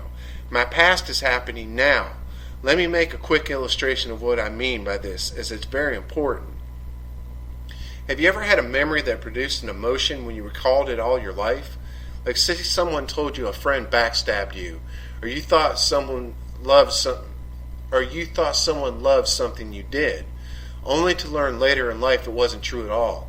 Or you have dreamt of being the first one to do something as a child and saw your future doing it, only to find out that it's already been done. In that very split second you learned that the past changed, didn't it? Or your future. You saw a wall as a child in your home as blue all your life, only to run across a picture that showed that it was green. Every single memory and vision in your head was altered in that very split second. The fantasies of being shown as the first one to do whatever were erased when you learn it's already been done. Your past and future are also in the present. In fact, it would be safe for me to say of myself, the very present is what is dictating them both. My ego wants me to be split into duality to maintain control. 1 foot in yesterday and 1 foot in tomorrow, as a survival technique. Yet it hampers my overall spiritual growth. Makes the process longer and harder than it already is. Revelation in the now sheds a different light on my past and on my future, but I'd never see it if I couldn't stay focused on today, the now. Hardships and heartaches are, quote, bad and, quote, not right. Well, I can only speak for myself in saying mine are not. They shape me for what I am right now. They are part of me and live with me today, and I must learn to live with them. My future is also now hoping I can use them today to help someone go through something similar or share them as an example that it's going to be okay. It already is okay, now. Try as hard as you like, but you cannot do anything else but live in the now. I embrace my past, both good and bad, and accept my future, knowing it's being shaped in the present, if I just allow it to unfold. Hard part is the pain. The ego will grasp with all claws, screaming and kicking, if I have to have a nervous breakdown, so be it. It's going to be okay. It's all working for my highest good. Times looked back at my life when I thought this is it. I'm done for good, was when a door suddenly swung open, or was already open. I just couldn't see it because I was blocking its view all along. Another governing important factor of this song is time. Time itself has a couple of meanings. There's space-time, objects revolving around each other and man's invention of time, or observation based on rotation. Then there's a distance a wave travels in an observed time through space. All of them involve distance, and to measure distance you must have a physical separation between two objects. A single point has really no time. 2 points creates travel time based on the speed, which is also based on time. At the very creation of the whole solar system, before anything moves, would be considered timeless. As the planets start to turn and move in orbit around a central sun, time begins. But until everything is revolved, you can't really know it. It must be learned and measured in distance. Above all material of the universe in the higher realm, time is just an illusion, as there is no distance. All is one and a part of the all. God is everything in the world of spirit. God is ageless, no beginning nor end. This concept is higher dimensional, as this dimension is 3D and ruled by distance, whose side effect is time. Time would probably be the biggest commodity in the universe, as it measures standards of distance, age, life, or periods. This exists for order within the material dimension. It aids one though to think of time as allusion to their highest self. It guides a physical experience and dictates much of what goes in and on around one, but it doesn't define who I really am. Time is important, so do not waste it. At least think about these ideas and search for your inner peace. When you realize a thing, it's the start of change itself. Something begins inside that leads to inner peace. This process of enlightenment is a pulse that compounds over time, like a wave on a 2D graph gaining in intensity. I also like to think of a spiral that comes to a point and then back down the spiral. With each iteration, the line gaining in thickness and luminosity. It's really difficult to put in words. I guess you could think of making a cake batter, but cutting the ingredients down at the start, and each time, though, adding a little more of each until it's finished. Maybe that's why so many before me have used a worm into a caterpillar, into a butterfly. These experiences reveal the deeper inner person within you that becomes much more difficult to hide. It makes one vulnerable, yet more stable and real. Please understand you already have a vibration that is being sent out, continually as long as your heart is beating. Like a fingerprint, DNA, your voice, all these are distinctly separate. No one on earth matches yours exactly. This is the case with the soul, which emanates from your heart. We can try and cover this up with a myriad of ways, but it's there. No, not only people in tune with this ability to hear, but powers that be can also see and hear it. I'm sitting here now thinking of Aldebaran and Betelgeuse, stars so close to their viewpoint within only a celestial sky and very similar in traits. Red-orange giants that bear similar characteristics, the same base properties of light. However, within a broad spectrum, we can analyze the light and isolate what part comes from which star by analyzing the rays of the separate stars. Much like looking at the data traffic on a server, we can isolate the data packets and trace them back to the source of the machine by the packet header and tell who sent what and all that mess. So it is with our soul's vibration, a type of key, if you will. So when you hear of concepts of increase your vibration, think of them more like let it out, let it shine, be you. It can't be taken away, nor can it be hid. You don't run out of energy just because you are linked with the infinite. You can become physically, mentally, or spiritually drained where you cannot force it no more, yes, so you can rest. You go back down the spiral to process all you've learned. Coming back up, we often use familiar habits or ways to cope, probably the latest ones, as they have recently got us there last time, but do not cling too tightly to these. This is one of the main causes of becoming drained. It may not work this time. If I have a nice smile and it's got me into doors and through experiences where I need to connect with people, I often walk into a funeral. And then I walk into a funeral. Now what? I have to begin to be my true self. And then comes my formulations and my ego's plan to get through it to survive. This is exhausting. Had I been myself all along, it wouldn't have been so tiring. Other things I've had hinder my spiritual growth and see from others are things like I must surround myself with positive people, which is duality. Or if it's not helping me grow, I must cut it loose.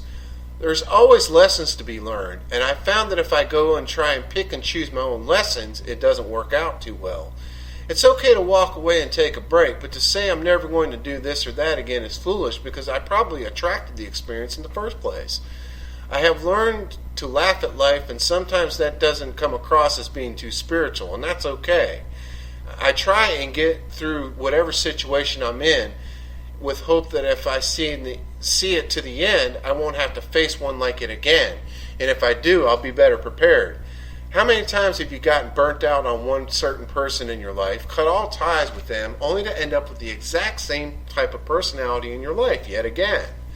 I have moved clear across the country and ended up with the same similar or same named person who looks and acts exactly like the bane of my existence from before. I know of people who have done this with girlfriends or boyfriends, spouses, and so on. Eventually you will get to the point in all this I've gone ever so far and see the light.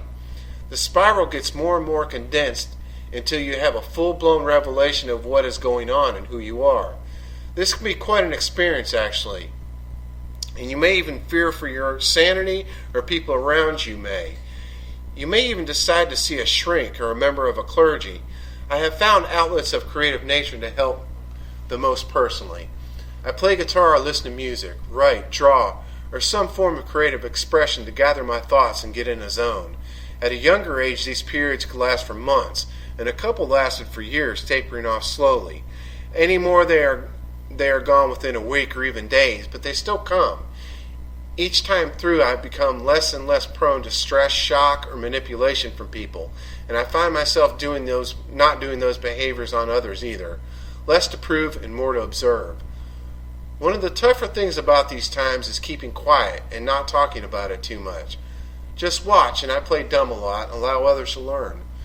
One thing I do not like is to be put in a position of a leader or guru in someone else's affairs. I may discover the whole secret of life, but it's not my life. But it's my life and no one else's. Their life is different, and I respect as much as possible someone's journey. Granted, I had to learn this the hard way. When you start getting enlightenment, it's easy to fall in the trap of know-it-all and think you can run someone else's affairs or have their answer. But this too is a learning opportunity to realize it's all relative, and after banging your head against a wall, you come to understand the cliche, live and let live. No matter what, continue to seek and learn and have your ideas refined. Even if you feel like you are making no progress whatsoever, you are. I can only speak from my personal experience here. I have seen countless others, but I'm not at liberty to tell their stories. I hold anonymity sacred. So I will get a little personal here about myself and recount something I have been through.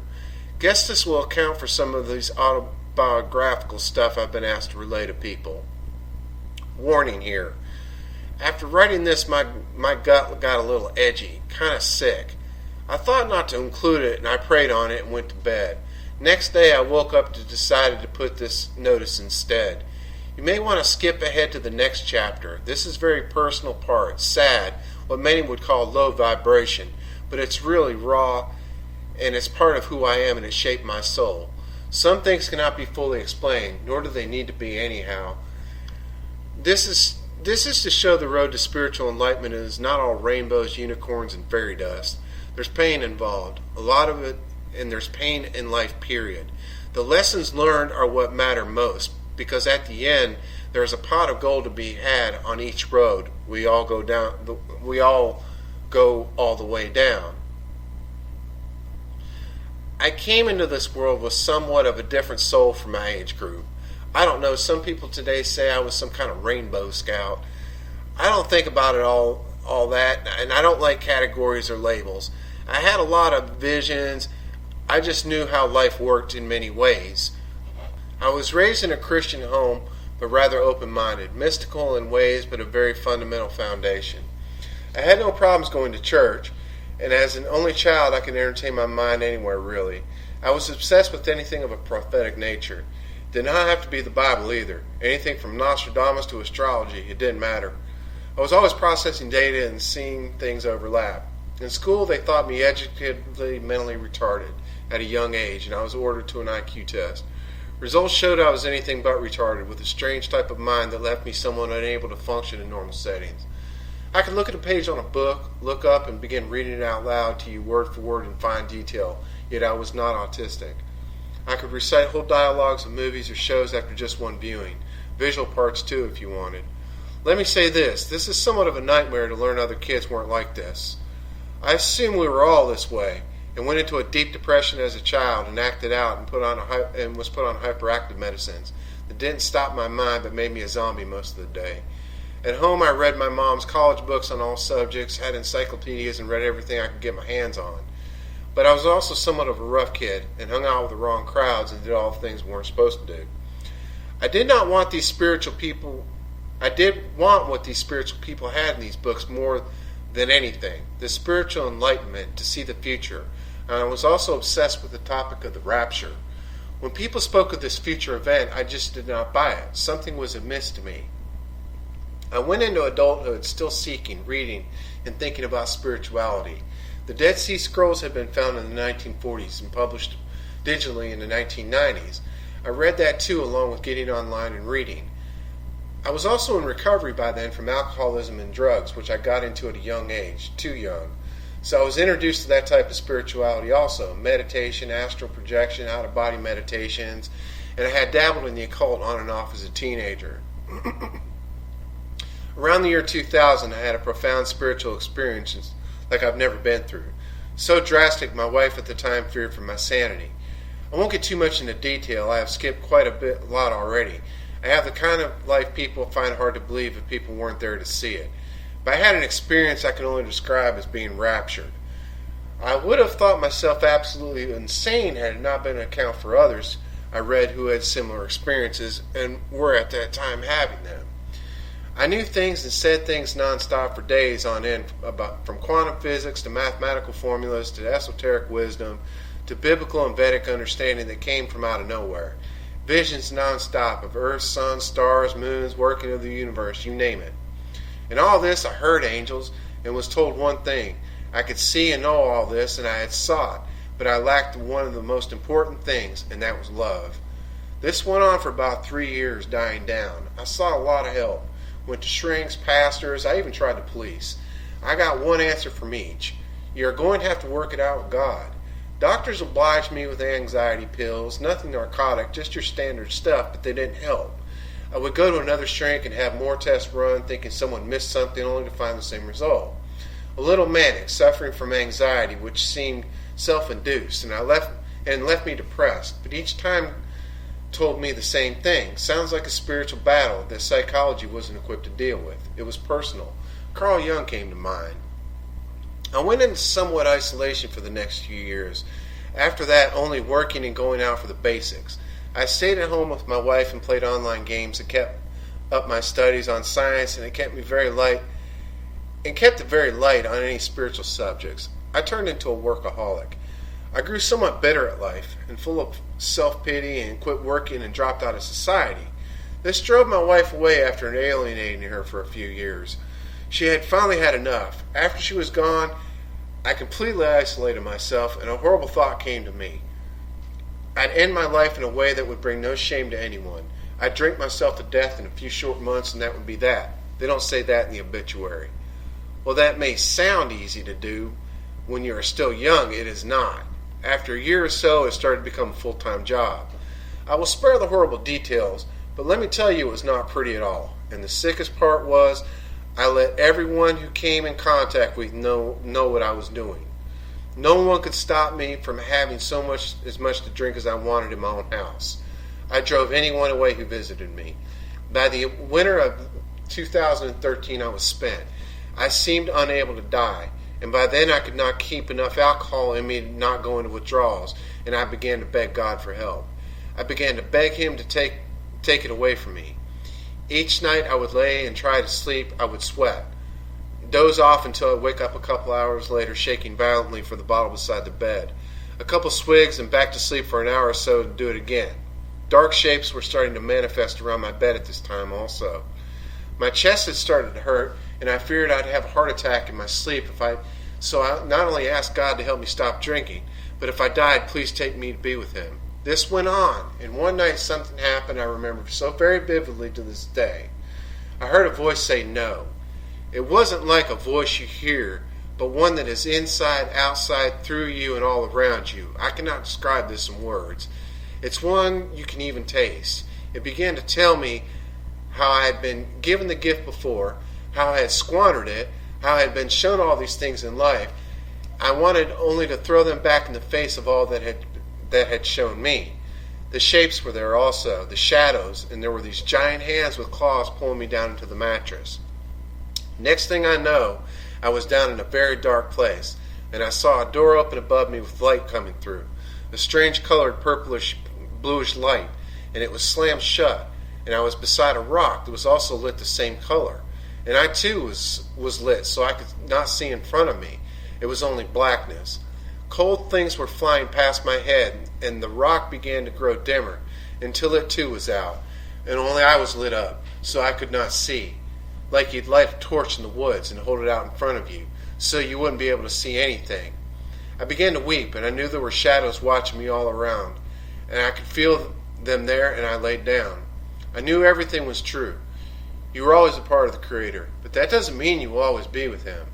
I was a light, but I was separated, so I said, okay, if you won't want me, and you never gave me my mate, then I'll just die. I didn't know what happened here.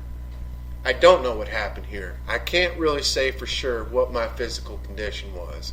But I heard a chorus of voices say, "She is out there." And a hand appeared, lit up electric white, kind of pearly, from under a glowing sleeve like from a robe.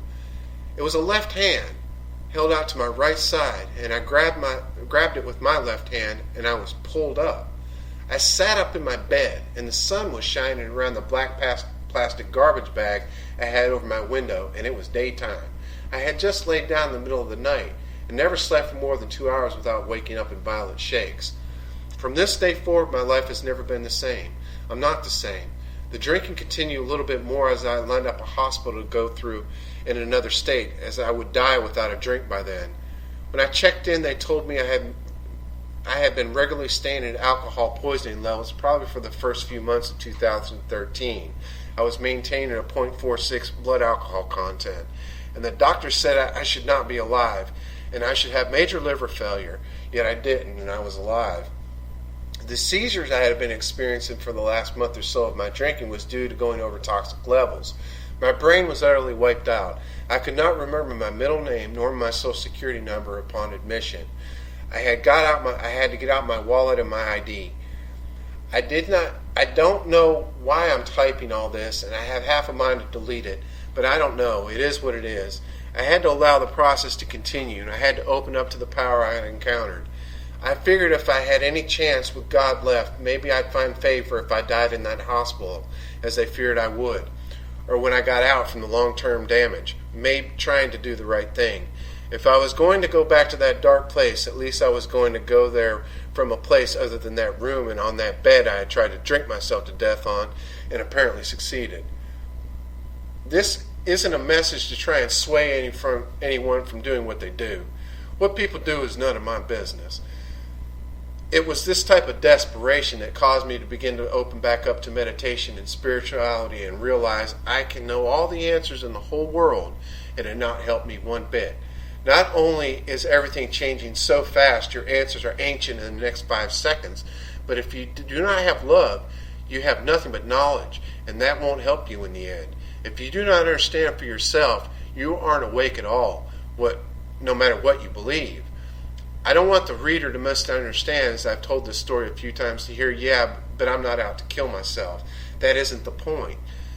That was the final act of a years-long process of not listening to anything. By the time I had come to that decision, I was long lost. I wasn't listening to anything Christ or any spiritual figurehead had said in the least. It didn't matter who it was. I wasn't following any path but my very own to the death. I did not have love, nor was I concerned about anything except through a marriage I could get from. Everything was about me. I don't advise anyone to go to such lengths to wake up. A dark night of the soul of this nature may not be recoverable. I would recommend you look up Plato's Cave at this point. There's a great version of this allegory with clay figures online at your favorite video tube site. Search for it, as it illustrates the example of enlightenment and begins to show the journey into a spiritual awareness. Quote, "To the roots of the mountains I sank down. The earth beneath me barred me in forever.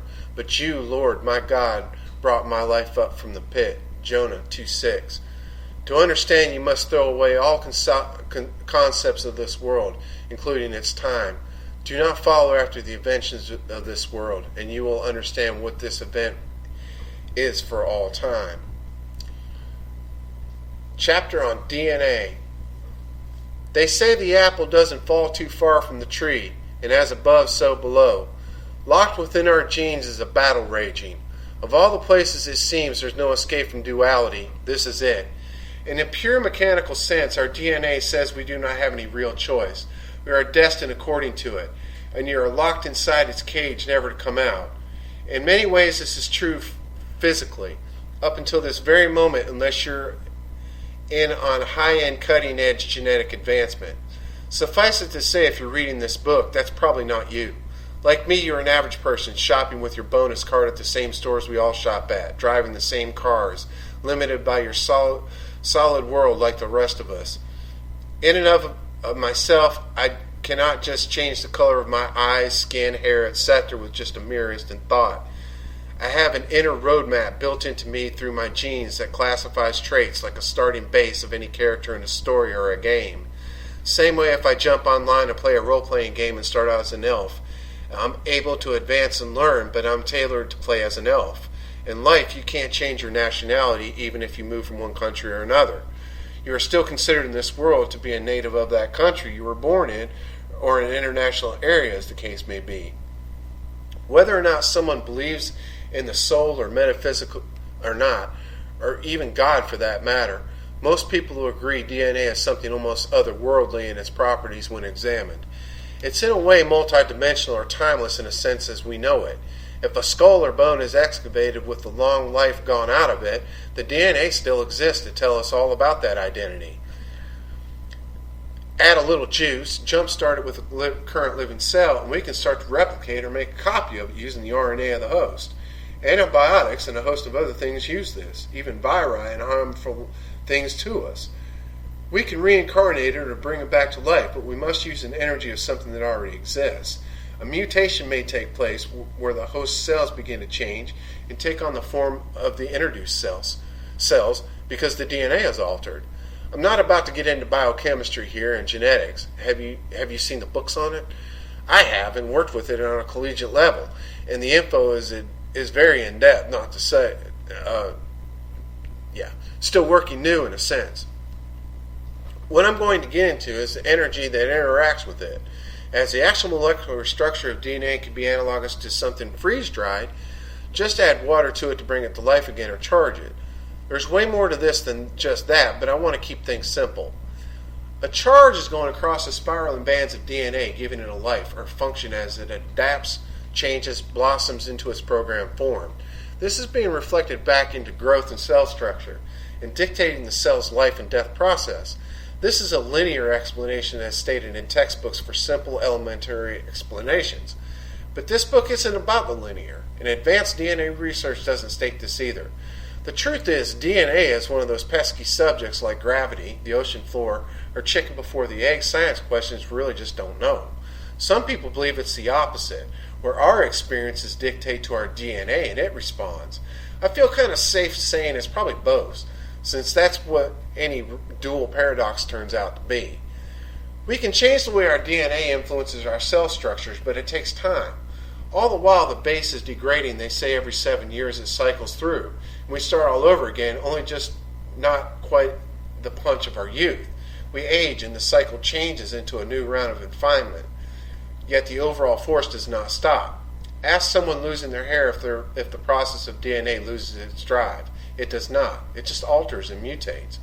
We adapt to our changing place in life through a two-way channel being governed by what I believe is our current destiny, what our higher self wants to be. Remember I said it appears like my higher self has a mind and a free will all of its own? It may want me to grow wings and fly, and they may happen one day, who am I to say? But the power that resides over all is now allowing that to happen in this realm currently. So I can wish all I want, believe all I want, but that's not the case currently. Our DNA does line up with our overall life process, and the more in tune with what we get, the easier the process. Let us say someone comes into the world destined to be the fastest runner of his or her time. Whether they are born in a wheelchair or the most developed physical form of all time, they will fulfill their destiny at some point. It may take a miracle, but it will happen, and that person may even know it deep down, and be drawn to all things in life to help them to achieve their goal, even down to the very foods they deem their favorite to maximize metabolic rates in their body to use oxygen. In terms of their overall DNA, is this person any different than anyone else? Not really. They just have certain things turned on, or they are just wired this way.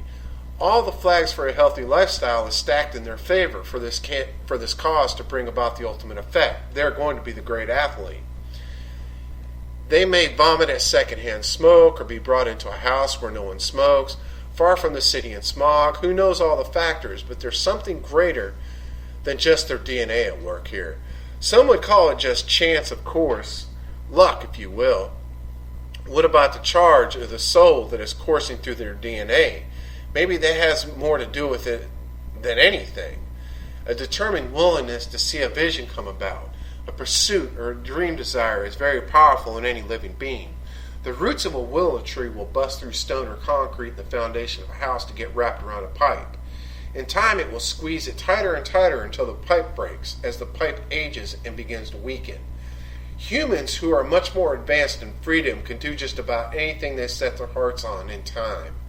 Personally, I understand it's because we are made in the Creator's image, have the qualities, and it is our destiny to fulfill this, and we do, like it or not.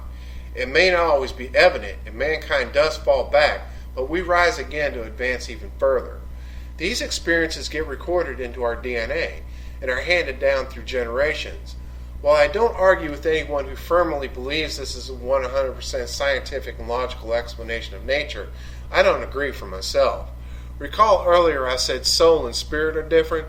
My soul is a result of spirit, but I cannot replenish it any more than a stagnant pond cut off from the stream that built it can be in a drought. That built it can in a drought. We have at our disposal a collective soul, so to speak, in our terms of our DNA, a memory of those that have gone on before us. How many times have you met someone who claims to have been Cleopatra or Alexander the Great in a past life in this very current one? If you haven't, then I'd suggest you start branching your circles out just for the sake of researching and learning. There are quite a few people who claim to be the same figure in history walking around today. I can't dismiss that they actually believe this, and after reading too many accounts and hearing them through a lot of meditation, I can only come to one conclusion. They have memories from their DNA that maybe saw these figures, like some type of family soul tree being passed down to them. So powerful, in fact, it can actually shape their cells and begin to tailor their DNA. We don't know this for fact, but it's a valid speculation that feels much more than the metaphysics. How to alter and overcome their DNA is the foundation for much of man's endeavor on earth, from medicine, science, religion, philosophy, you name it. There's also a higher collective source in the universe. I have to use the word Akasha as the only way to describe it, but please do not confuse this with Far Eastern religions. It was called life plasma at one time in the scientific community, but those terms fell away. The primordial fluid is another one. Its concept, though, is more important than a word. Say I strike a pool of water with an object and create a wave pattern in the pool. The pattern that echoes in that wave will have a shape and characteristic of whatever object I struck it with initially. This is the investigations in a nutshell. Everything leaves an imprint, or a footstep, if you will. Energy does not die. It changes and gets stored up, but it continues to reside. Use the concept as above, so below. The life force of matter probably goes through a cycle much like our own water cycle or nitrogen cycle. By analyzing a raindrop, you can actually begin to see where that drop was formed, how high into the atmosphere it went, how long, etc. They do this with snowflakes, hail, many things. By knowing the traits and learning the layout of the earth and its zones, they can pinpoint where that snowflake originated. Some way, those who are more in tune with spirit can begin to tap into the storehouse of knowledge from the universe and read it. Some would bluntly call this wisdom, only the naturally gifted type. This is another way of seeing Cleopatra or Plato giving a speech in Greece, and not having been there at all. Add in the possibility of not only reincarnation, but one who actually lived in that time in place of that figure, and their description would be better than that of a movie or book based on hundreds of years of research. I have not honestly ran across anyone who has not had discussions like this with me, who has not had some type of experience like this, even the hardest agnostics.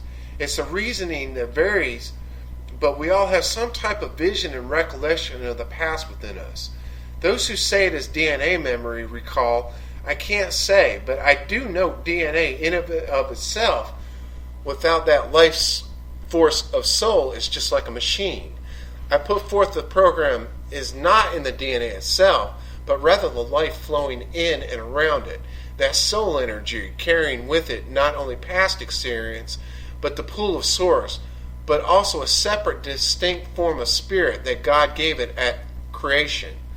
The experience of present is just being added to it to bring about its fullness or increase its vibration, as they say, a revelation. In terms of the infinite, this appears a painfully slow process in the finite existence we find ourselves, but nonetheless it is taking place, and another thing you do not have any choice in, like gestation in a mother of metamorphosis in a cocoon. It's at work, in full realization of what it's becoming will one day appear. The mature question arises, what can I be doing to further assist this process with the maximum efficiency? Of all the areas we can work in, this one area seems to be up to our choice, and we can shape and maybe even change our destiny here. Yet it takes complete dedication to the process and full acceptance of our humanity. It takes humility. What we deem good or bad about ourselves must be looked in a new light. The purpose for one last chapter. We have to go outside ourselves to first examine what we really are with no ego blocking our view. What we are from a godly perspective. If I can find that, I have to look at maybe an angelic viewpoint. If I can't find that, I have to search in the higher ideal or akasha. Lastly, I must look to more advanced humans in my life for some type of feedback and discoursive nature of myself and actions, a review, so to speak. As long as I avoid the opinion of those around me and my own ego and do not stop, I will find this. This is where I have found Christ works best for me, but I have known people to use any influence to start this journey. It can be a parent or a grandparent, the start of the road, and your ideas at the time are definitely not going to stay put if you're really searching and growing. Meditation here is a must for me. I do not see how anyone can avoid it at some point. As you open up to the Spirit, you will increase your intensity and capacity for soul. Ego comes in with it too. Remember, you will never shed ego. It must be shaped continuously, and balance becomes paramount to existence at some point, or symptoms of madness set in. You will only find shelter in the inner place, a holy of holies, so to speak, because as you begin to change, so does your outsides and people around you. Many around you are already going to be doing this anyways, and now they cannot help you any more than you can help them. This is what I mean by humility. Your true motives will begin to emerge, and acceptance of your full condition will come into play. This is an all-refining process with a myriad of metaphors to lend an allegoric philosophy to you. From making the perfect cake to alchemy to virgin olive oil. To me, we are perfecting a song and dance, but find our niche at the current pace and flow with it. You begin to open yourself up to spirit and find you are hardly perfect and need some help to get there. I'll leave that grace aspect up for you to decide why your worthiness is irrelevant. but I'll hint it has to do with your present ego thinking it's much more wise than it really is, and a lack of true wisdom to who you really are in God's eyes. Remember, the Creator's vision is single. It's ours that is fragmented and dual. We are confused, but God is not. DNA works hand in hand with cell replication. We know that if there's a malignancy, cell replication will continue to amplify this malignancy if there has been a contamination. Radiation and other environment factors can do this, and those with DNA predisposed to a condition have an increased chance to have their cells altered. Today there are genetic tests to see a host of issues that one can be susceptible to that increases the likelihood of a condition that can develop, be it cancers, addictions, heart problems, whatever. So if one can somehow alter or train their DNA and cells to follow healthy patterns, one can overcome these issues. This is exactly what changing of habits do, and we see it does indeed work. But what most of our focus is on is stopping disease and things that are unhealthy for us. Yet when someone that is introduced to us overall healthy, we often ignore this. It normally takes desperation for one to fully abstain from something they find harmful, only to find they will fail many times to do this. What I feel the whole spiritual purpose is here, what I'm sharing, is to look at from a more revealing standpoint. Don't do this, quote, don't do this or you will die, oftentimes does not really work, as logically we come to the conclusion I'm going to die anyways, so I may as well die of something. This comes from a selfish ego we all carry without any ability really to foster it. The whole purpose of enlightenment is to be of use and advance ourselves, others as well as on a path of understanding, to love, and while it may not be a motivating factor for many, it was for me, is all I can say. When approaching with the view of my smoking cigarettes was causing major lung damage, I took the same road as always. It's about me and my lungs. But one day I was posed with something I didn't quite see. What if my smoking was causing harm to someone else that I love very dearly that I have never even met? This revelation was profound to me on a personal level. It may not resonate with anyone out there, but there is something out there that if you look. So by setting my mind on a task a little more divinely oriented, I was able to put down cigarettes down much easier and became nauseated by them. You will recall earlier I stated that one of my personal views is we are to bring souls of a higher standard, healthier than the last generation, more fit to become enlightened than I was. By stopping smoking and concentrating on love, I'm convinced my healing rate was accelerated than if I had white-knuckled it through. The lack of stress alone would allow my cells to regenerate differently than have been forced to do something against my own will. Meditation and spirituality has been tested very thoroughly and proven to have unexplained results, unexplained benefits to our physical selves, not just spiritually. There's a amount of evidence out there, and more keeps coming. Test after test, often ignored, but if you put out one test result that a placebo effect was causing damage, there'll be a giant movement to ban it and label it and make a ton of warnings about it. It reinforces within us that I can only guess involves drama, adrenaline, fear, and a wide range of emotion that is powerfully addictive because it has immediate results.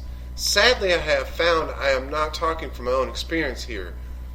I am talking from my own experience here, that sometimes people don't want a solution to the problem for many reasons.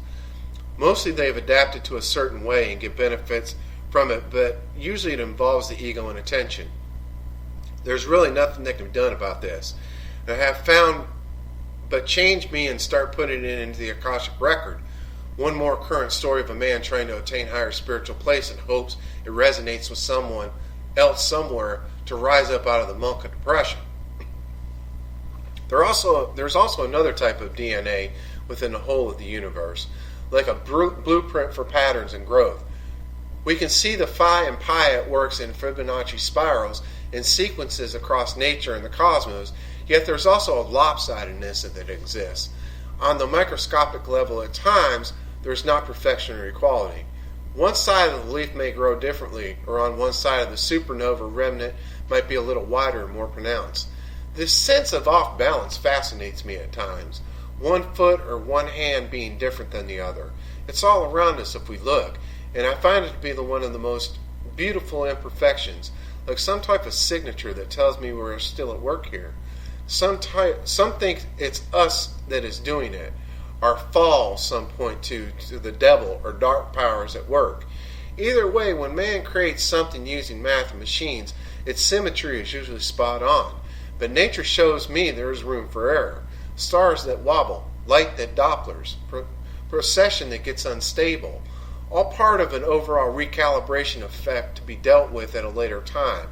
Grace, really. I believe we are all similar to this, and we have the time to do this at our disposal.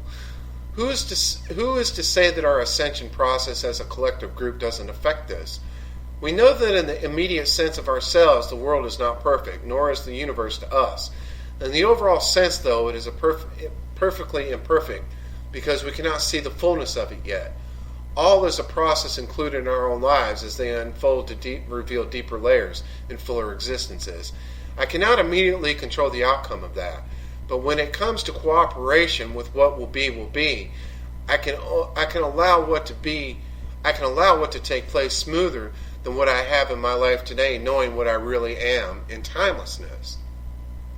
DNA alteration through metaphysics is a hot topic today, yet nothing really new. We've had it all with us, as I've stated earlier.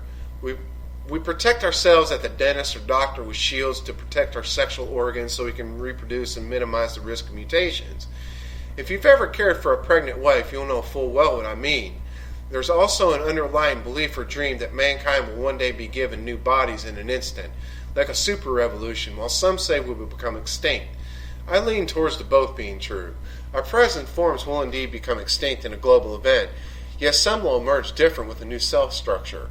I'll leave this up to the reader to decide for themselves and not get too much into that. Just have it known that you could not only be affecting your long-term selves using spirituality, but you may one day fully reap all that you've sown from your own efforts. Use your time wisely. Chapter on meditation. Be still and know that I am God. Psalms 46:10. This is the works part of spirituality, the door to freedom and understanding, meditation. Prayer is likened to half of the work, but if we do not take the time to listen, we just talk. Imagine, if you will, God looking inward and seeing all that is, seeing all of you past your skin and bones down to your very soul. Meditation is for us similar. We look within and we see outwards all that is. This is what we mean by becoming one with the Creator. Of all the schools of theosophy, religion, philosophy, mystery, alchemy, astrology, mysticism, add the endless list. This one step is universal and a must in my humblest opinion, and more important than all the knowledge in the universe. It is the door to freedom and release from all opinions and judgments from others, even our own egos. It costs nothing but time. It can be done anywhere, alone anywhere, with nothing but you. It is my own personal experience. This is what God wants from me more than anything, my time. Looking back at my life, all those great works pale in comparison to those times I was dedicated to this practice on a daily basis. The circumstances of my life often stayed the same, but how I dealt with it inside and looked at it was completely different, including my own moods and thoughts about everything.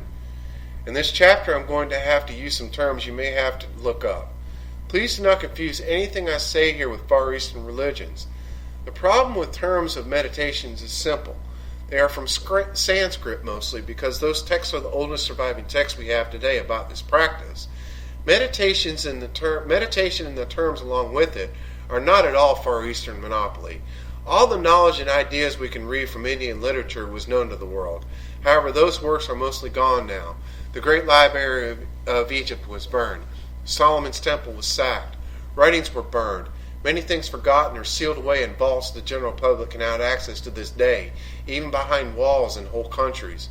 So trickling from the East have been concepts that are somewhat occultic in Western teachings, yet do indeed exist in the teachings I mentioned. From alchemy to Kabbalah, and even into the Bible are the same concepts. The problem, as always, is the ego and nationalism, religion, and whatnot begins to run a monopoly on those spiritual practices, and sadly, money is the goal, or control, if you will, of others' free will. Everything I have written about this thus far has been a way to begin an enlightenment in you, to begin to meditate, to start to gain control over your own mind for yourself. Mindfulness in just a daydream state prepares your brain to begin. Some use a candle, the sky, the moon, a star, whatever they can begin to focus their thoughts on to calm the mind down. Music also helps. As long as it's a place and a setting that you feel absolutely safe in to start, this practice will work.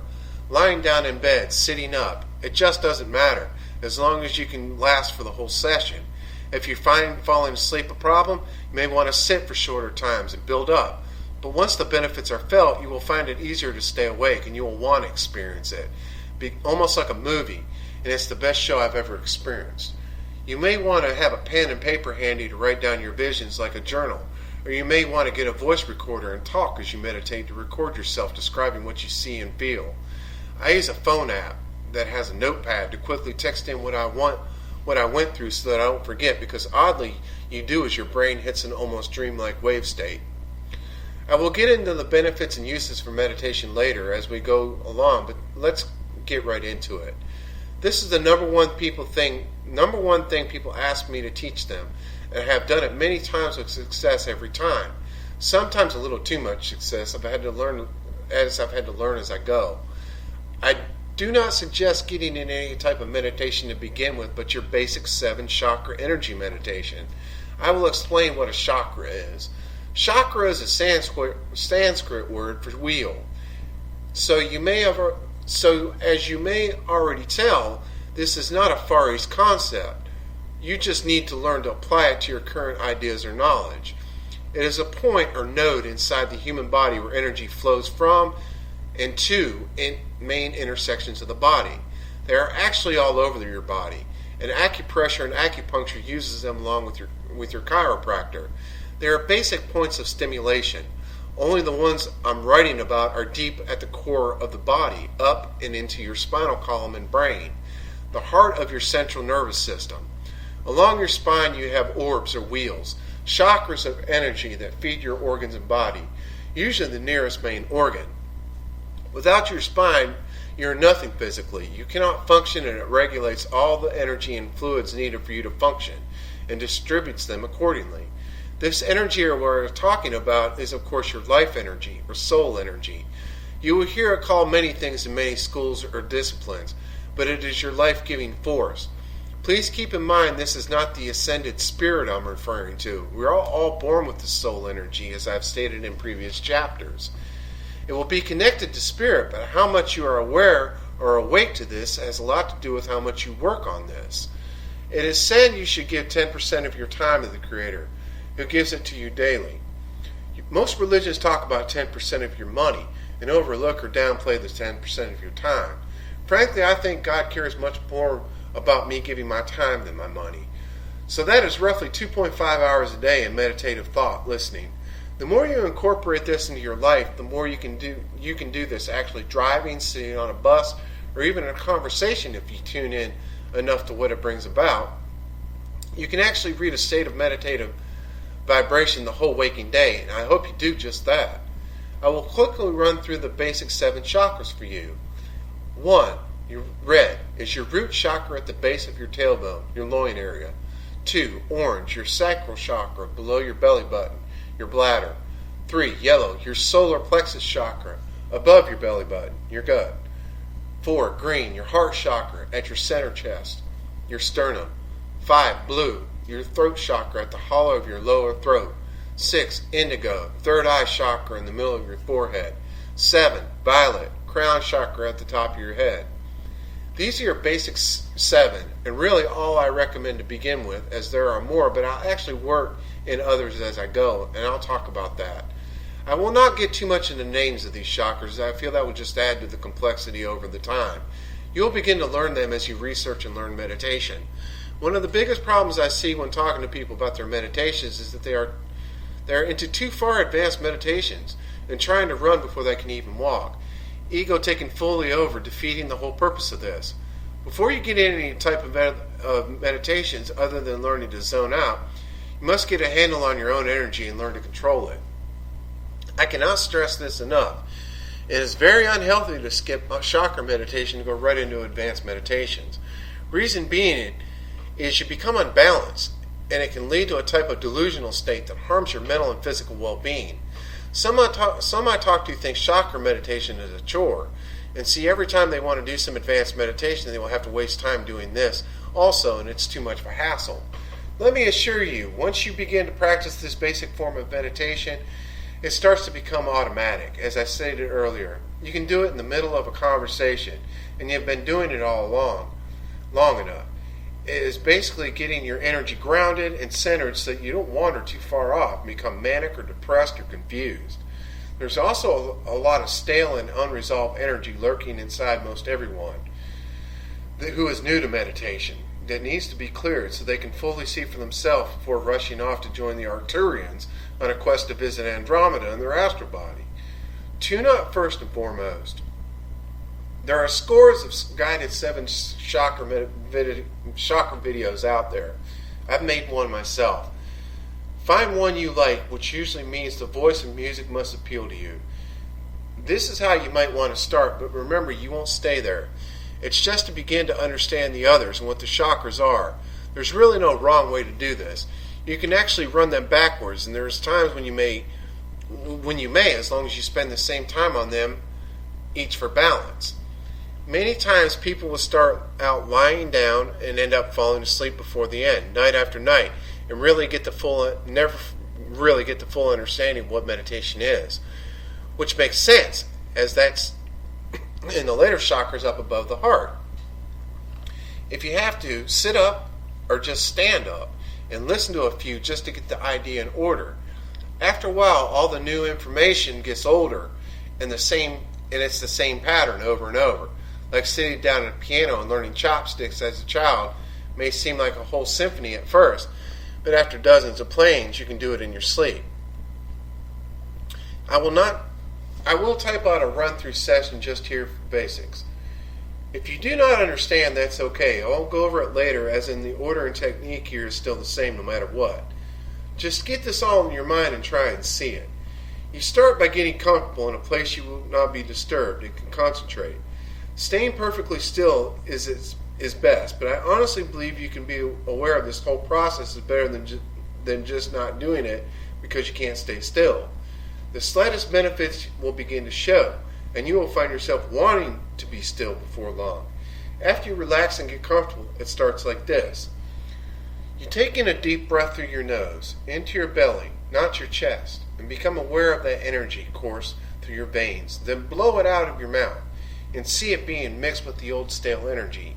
You can even imagine carbon dioxide or monoxide or any wasteful accumulated gases deep from your lungs. As you do this, imagine that warmth you feel from breathing in radiate outwards around your body, like a swirling warm bath of light.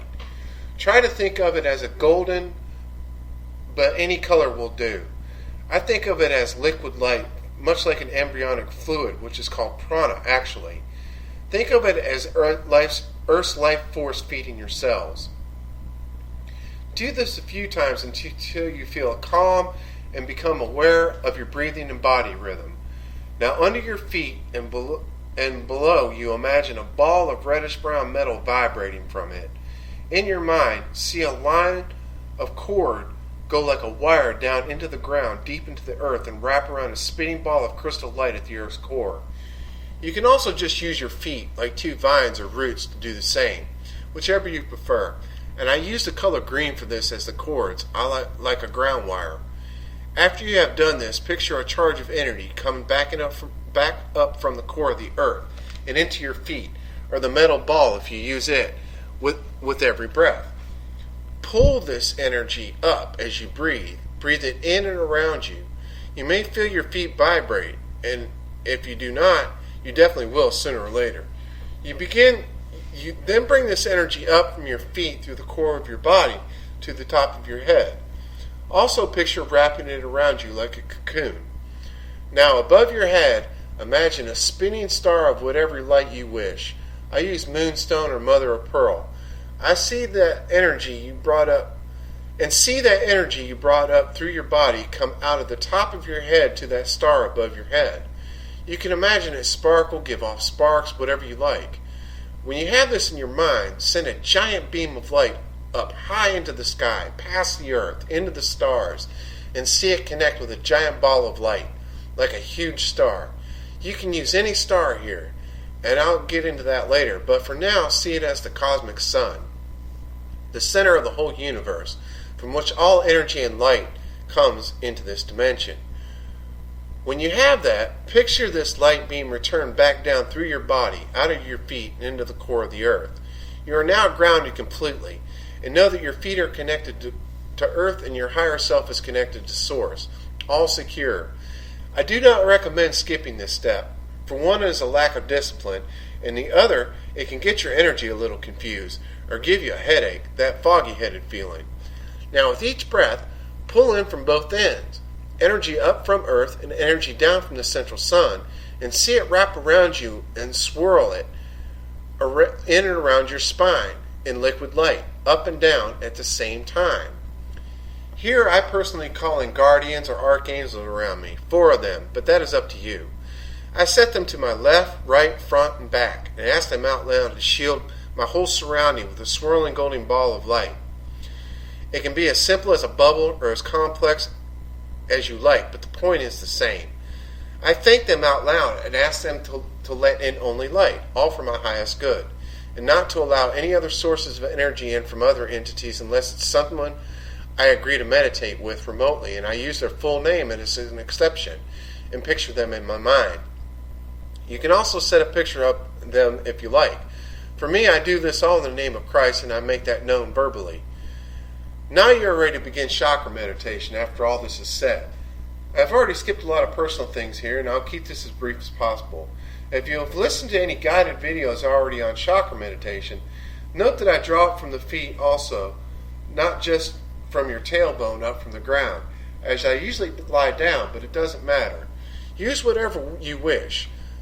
I'm aware of the lower chakras, and I like them also to get cleansed, so I do it that way, and my spine.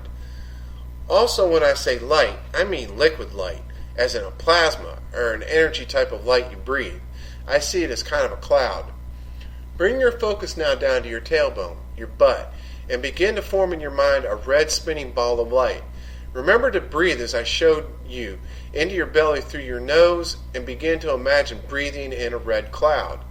See it twist around your core to that ball of light, like a base of a thermometer, and then breathe it back out and out of your mouth, releasing all that isn't yours. Picture that ball of red light and try and inspect it. A healthy balanced root chakra is ruby red and spinning nicely with a hum. When you become aware of it, breathe in again, but this time you will begin to cleanse it properly. Instead of just through your nose, see brilliant red light come up from the ground into your lower body, feet or spine, and at the same time, picture light coming from the central sun, through the star above your head and down your core. You imagine these 2 paths of light swirling around your spine down to the root chakra and over it, making it spin. And with each breath out, you release the old energy of it, and making it breathe in and breathe out over and over until you see the chakra pulse, grow, and expand, giving off light that surges through your whole body. See that red light going up through your bloodstream and into every cell down to the very marrow of your bones. When you breathe out, imagine a red cloud of light also hit that cocoon around you and swirl around your outside body. This is cleansing your aura, a topic I have yet to get into in detail but have alluded to. Tell yourself you are safe and secure. The root chakra is about security and practicality, a sense of self-worth in noting in the surrounding you are in. This is also your ego in a material sense. The time you spend on this chakra is up to you, but make sure you have some type of way to know this, be it a device that will send out a chime at intervals you can set or whatever. 5 minutes is good. I do 10, and you will find when you get really locked into this, you get somewhat saddened it's time to move on. But remember, you can spend as much time as you want as long as it's also spent on the other chakras. Getting too much into certain chakras leaves you unbalanced, and those who are balanced will sense it at the most. Those who are balanced will sense it the most yet. In fact, everyone will. You will also just give off a vibe. People are naturally gifted in areas that have certain chakra governs, and they may have to spend a little extra time balancing that one and releasing energy. But this way I'm showing you is a blanket way to cover them all. In time you will learn your own self. After the root chakra is done, bring your concentration up just below your navel and see an orange ball of light. Do the exact same as the root. Only this time remind yourself you create and are fruitful in your efforts. Let go of all past hurts or shame, especially towards your creative side, be it music, drawing, sexual. See yourself as a glorious new sunrise low on the horizon, and feel this warmth from this area flow over you. When time is up, move on to the next chakra, up to your navel in your gut area. Picture this time a yellow ball of light. This is your emotional seat, your intuition. Tell yourself you are to trust yourself. You are worth being here. Let all fear and pain go, especially fear. This seems to be where a lot of people live in their solar plexus chakra, because intuition lives here. But remember, intuition is also linked with experiences and moods. One can stop in this area or stay locked in and never really learn anything new because fear is subliminal here. Instinct to survive and the ego must be burned away here. See yourself as that now risen sun high in the sky, a beaming yellow fire illuminating the darkness of your phobias and fears. Now go up after that is finished and find your center. That is you. This is the area that is felt the most, not just from instruments who read magnetic fields, but from others. You cannot hide this part of you. This is your heart chakra, and is a green emerald ball of spinning light. In theory, heart chakras spin faster as they go up. The chakras spin faster as they go up, but this one I want full and beaming more than any other. When this one chakra stops, you stop. All function stops and your soul leaves your body. I find this one chakra to be the most ignored and yet the pinnacle of them all. In a linear fashion of the seven, this one sits in the center, giving the impression that there are higher roads ahead. I see the chakras as a pyramid, with the lower and higher chakras as base chakras, the heart at the capstone. You may not know the term base needs or base alloys. This is definitely what I can eat. I don't have, and I've got to use the bathroom. Base necessities to live, animalistic in the root. So to bring up the divine from the root to the crown, you must go through the heart. This is your true feelings beyond emotion. I sincerely employ people to work on this one. And if I had any time for just one single chakra to work on, it would be this one. I see it as a giant tree going up and below me as I lay and I am impaled on it. It grows through me or I around it. There's also a higher heart chakra in the thymus, linked to the divine love, that is pink, I will get into later. So I actually do two chakras at the same time. When that is finished, you then go up to your throat area, at your thyroid, to a sky blue ball of light. This is not the blue most people think of, so you will need to get accustomed to it. It's a soft baby blue. Here you remind yourself you speak yourself in your truth. Tell yourself you have authority to express all that you have gone through in the chakras before, and grant yourself that authority. Claim it here, and let all the lies you have accumulated in the chakras preceding this one go. Let it all go. A good one to say here is, I don't know. Pray here too, and talk to people. Talk to their heart, as you just worked on opening yours. Now focus on your forehead. By now you may start to feel a buzzing sensation across your face, and a bulging type feeling from your forehead. You may feel phantom itching. You may be sweating. You could even hear a buzzing sensation. This is all normal, I assure you. It's called your vibration. This area of your body is called your third eye. It is your insight into all that you have learned from the chakras below, your door into the unseen. Picture indigo light that is actually different for many people. Be it midnight blue, dark purple, black, maroon, it doesn't matter. I sometimes see an ultraviolet or blue light here, like a black light. I picture a moon opening from a sliver to a full beaming moon with rays extending into the stars and sometimes linked to a spiral galaxy whose light spins this chakra. This chakra seems to be overactive in most people I work with. and leads to the head in the clouds personality, not grounded. This chakra can lead to delusions real quickly if not balanced, and it would appear society in general opens this one up naturally nowadays. Psychoactive chemicals also have a lot to do with this one. So remind yourself as the root, you are secure mentally. Ask to be shown what you really are. Ask anything of a cosmic vision. Ask to see the stars. When the time is over on that chakra, move up to the top of your head and see it opening and becoming like a vase or a huge flower above your head, of violet light. I use purple and pink here, and I connected to that star above my head I started with in a giant rainbow like light show. This is almost too much to type, and one can't really express, but it is your complete understanding in a nutshell. It changes as you grow, but it is full, and you can get a glimpse of things here you can't find words for. This is the gateway to the all, and how you reach your higher and highest selves. Many times this is affirm many times this is all working for your highest good. Now those are the basics, and there are yet more chakras above that into your higher self and beyond. I won't talk about them right now, and find out for yourself these things. Keep in mind the whole time to swirl the light up and down your core. Let it wash over you. I use stars also to beam down in a cone above and below me, through both sides of me, the axis of which I use Polaris, and turn the stars the color of the chakra I'm on. I do techniques as they come, and I even try and make a plan. It never hardly unfolds. Depictions of these chakras are up to you. If you research them, you will note most commonly they are referred to as flowers. You can use flowers, stars, wheels, pools of water, waterfalls, caves, fire pits. It's really up to you. When anyone says it's my way or else, I ignore that. Learn what I can and move on. The one unchanging thing in these centers of energy, and you can see them as the tree of life or the seven heavens. It's completely up to you. The whole point of meditation is to free yourself from the bonds of religious constraints, which can indeed be incorporated into this practice, leaving you to walk your own road and know God personally, not just through a book or someone else's words. As I stated earlier, your soul is like a voice or a fingerprint. It is unique to you in regards to everyone else, and no one is going to know that fully but you.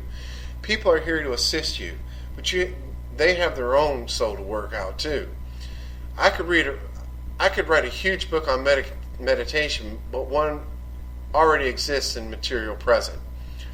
All I could be doing is relaying my own personal experiences, which I fear opens the door to preconceived ideas, like letting someone know that what is in a Christmas present. Some things are also just too sacred for me to write about, and this is just one of them. I'll relay certain experiences to people, but not all.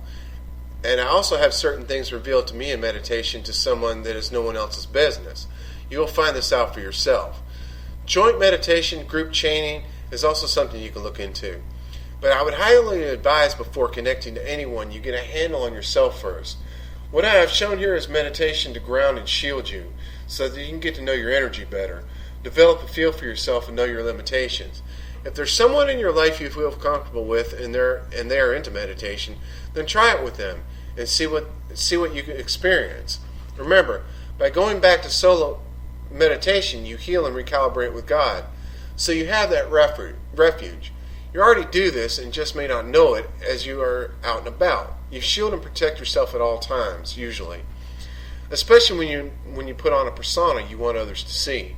Problem arises when it's not real, and we don't even know what is real, and then people buy into it or try and define who we are, and we trust and listen to them. We make ourselves slaves. There can be a tendency to do this in meditations also. Remember, just because someone has been doing meditation and knows a bunch of words about it does not make them better or less than you. Solo meditation will reveal to you we are all equal in the Creator's eye. You are perfect the way you are, and so is everyone else. Now here's where I might hurt some feelings, but oh well. I believe firmly that what Christ did was punch a timeless hole through the cosmos and allow this light in from without. Much like your heart is a reflection of who you are, so the cosmic sun is only a mere reflection of God. Before Christ, people had to go to temples, priests, do rituals under certain stars and alignments of planets on dates. Not that this isn't relevant today, because it's also here to assist your soul. This is about spirit. I believe other enlightened figures saw this event, and I read it in Akasha as you read for in Akasha also. The few does not win me many friends at any church, nor does it win me many friends within the New Age movement either. But since I'm not about making friends in the world, I don't mind. But I feel it's only honest I tell you, I do view meditation and how Christ allowed this to be so that we could experience divine love on a personal level without anyone's assistance. I also see this as open to everyone. This door is wide open for those who seek to find it and bring that light into this realm and distribute it. You do not become able to know all the powers, but rather are known by all powers. Metaphysical law often is the opposite of what we've been taught or led to think. Meditation helps our physical, mental, and soul self by using the universal energies to shape it. Spirit, on the other hand, is beyond the confines of time and dimensional restrictions. It's from the Creator, and meditation allows you the humility to grasp that spirit and have it become a part of you. You cannot ask for repairs if you do not know what is broken. This basic transformation on a personal level. You cannot transmute anyone if you yourself have not been into the process for yourself. You may have heard it said, cast out the board out of your eye to better see the splinter in another. This is along the same lines, and to me it is the same. Religion will teach you works and words and all the great deeds to do, but meditation seems to be beyond it. Do not believe if someone tells you you can be taken from you. Only God can decide such things. Love and peace are always there for you, and you show penance for ignoring it just by seeking it. Meditation is just that. I remind myself God does not want to hear what I have to say, but rather wants me to hear what He has to say.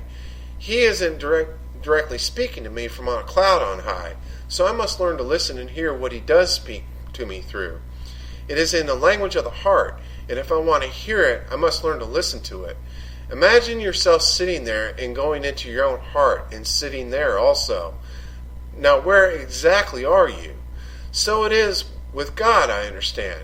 When I wake up and listen, I can begin to bring that light into this place and shine in the darkness to help others in a true loving way. There are other forms of meditation, but doing the basic chakras often lead naturally to some of them. There's just no general way to say what will happen. I've talked to people that see demons only to find out that they are looking at the way they are portraying themselves or skeletons in their closets. I've seen past ties with people I needed to cut because of sexual promiscuity or soul contracts, so to speak. Either way, there is much to be gained from endeavoring on through whatever you encounter. When you feel you are ready, move on to outer body experiences, Reiki healing, or whatever you get led to do.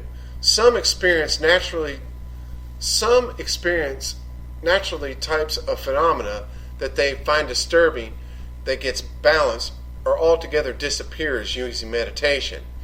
It does help mental illnesses, addictions, stress, physical illnesses, migraines, a whole host of problems which accounts for every culture and society. Falling into and out of meditation is always not a bad thing, as one can look back and make an honest appraisal of their life at times when they were actively meditating and when they were not. Try meditation for a month or so every day, and if you stop doing it, you'd be the very first to tell me your soul improved when you stopped, as long as you just did this basic section. When people who actually don't know or read it in a book tell you they are opening up doors in meditation, I have to wonder about such things. What do they say is the alternative? Does that involve any kind of allegiance, mainly monetary in nature? Like buy my book, come to my sessions at my workshop for a fee, support my show, etc. Occasionally someone I talk to is into meditation, so they say, and they open a doorway to something they can't shut. I investigate and ask, were you just doing basic chakra meditation under proper grounding and calling upon God? The answer is always no. They were into astral projection to Saturn or Atlantis with a group they met online, or doing some chants they saw in a video. Please use common sense. A very sad but grown-up fact about life in this world is some people do not want you to be free. You can't argue against them, force them, but one thing you can do is be free and hope that light comes to them because of it. Your actions affect others unknowingly, so grow and just learn for yourself. Quote, I saw with my eyes for the first time in my life by the Black Crows. Quote, my soul's like a wheel that's turning by Gary Wright. Quote, Mama always told me not to look into the eyes of the sun, but Mama, that's where the fun is. Manfred Mann. Listen to yourself and know that quietude you might hear the voice of God. Maya Angelou. It's a chapter on sound and light. All is vibration. Within the silence of night, I hear a roar of a wave that is crashing into and all around me. Wave, frequency or vibration is the signature of all things. It's what this whole book up to this point has really been about. The voice of God, the Logos, the thoughts of God, the Word, the Nam. It has been called so many things throughout the whole of communication. It is the creative expression of the Creator, the footprint of the All. Just as DNA resides in every cell of the body, so too does this echo in everything in this whole universe. The whole purpose of meditation in the very last chapter was to get in touch with this inside ourselves, to become aware of it as part of us. We are part of a much larger stream, that which is just called that, the sound. In meditation, or not, you may have heard this sound. If not, eventually you will if you keep on meditating. Meditation, though, is not a requirement in order to hear the sound. Many people hear it and do not even meditate. The sound of silence, some have called it. Once you taste this sound and wake up to it, you are forever changed. You start to realize things you've never understood. Multidimensional ideas don't confuse you anymore. Quantum physics starts to become more like common sense. You realize you want more of this sound, yet understand you are this sound. It seems to be coming from without, yet it's also within, as you can actually feel it, even taste it on your lips and tongues. It's in your hands and feet, and things look differently. This is your energy, your soul. I could take this chapter in many directions to illustrate points to let me just clarify things to try and help and keep it simple. Vibration is a concept that has been misconstrued in society into fads or cliches such as give off positive vibes, or you get what you give, karmic-like beliefs, birds of a feather, flock together, on and on. But understand this type of vibration I'm referring to in this writing. I'm talking about ascension, and that process is a paradigm that isn't so easy to coin a phrase on in terms of vibration. People can take vibration almost to a level of elitism and exclusion of sorts, which is perfectly fine for them, yet not what I'm about here. I'm more into factual scientific ideas than speculative movements, although I do draw on the latter if we are evolving and seeing new things come into the world, mainly new souls get added. However, think positive things and you will get positive things is not really in my overall interest for learning, as I don't want to understand just positive things. I want to broaden my spiritual experience, lest I end up living in a glass house. My experience has been positive infers negatives. Like so many other things, speaks of a polarized duality of which one wishing to fully ascend cannot be trapped in, or you get a Doppler effect and become unstable in growth. Maybe my higher self wants me to have a bad day for whatever reason to learn a lesson, and I'm doing everything as I'm supposed to according to a plan of action. It becomes delusional almost to the sense of mind program to believe that I have that much control over the situation, to think I'm really bringing into my life the people I attract all the time. It seems we get the people in our life that we need to learn a lesson from, and until we do, they just give off a later time and re-enter and give me another chance to learn, regardless of what vibe I'm putting off. The vibration I'm referring to then is really more like the Creator's will. God wills the tree to be here, so it is, and the tree exists because it knows the Creator, or is known. I was once asked by a mentor I admired very much to explain to him my understanding of God, and I haven't deviated from that basic concept, so I'll relay it to you here to build upon and hope to put forth this idea of vibration and manifested forms of matter. I see us living in the mind of God, as the whole universe is God's mind. We are and we are God's thoughts being manifested by will. This is so far beyond my comprehension yet. It's the only thing that makes any sense to me. And this thought exists since we have free will ourselves to reflect this in our own ability to create. I can only liken it to a giant quantum computer where all I thought becomes animated, and I give it free will to grow and perform independently, but within the confines of my program. Yet, I'd have to have every mind on the whole planet working with me to manage such a complex world of possibilities. I honestly do not think even all the minds in this world put together can come close to God's, but you can get the idea of the vastness I'm talking about here.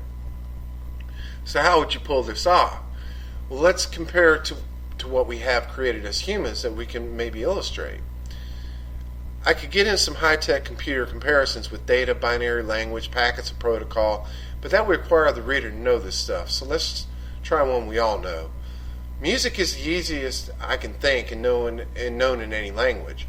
To transmit music, I first need a means to do so I invent bandwidth frequencies. This would be receptive to listening devices by someone tuning in or turning their receiver to the appropriate frequency of the hearing music first. This would then be my building block to work from, the base frequencies. And that is just what we find in our periodic table of elements. Then by taking bits and pieces of all those frequencies, I put them in a composition, rearranging and creating a very complex structure that harmonizes properly. These would be songs. Then I transmit them through different tubes of frequency so the receiver's listening, and I have just created a radio system. I can do the same thing with electrical impulses and create television system using light.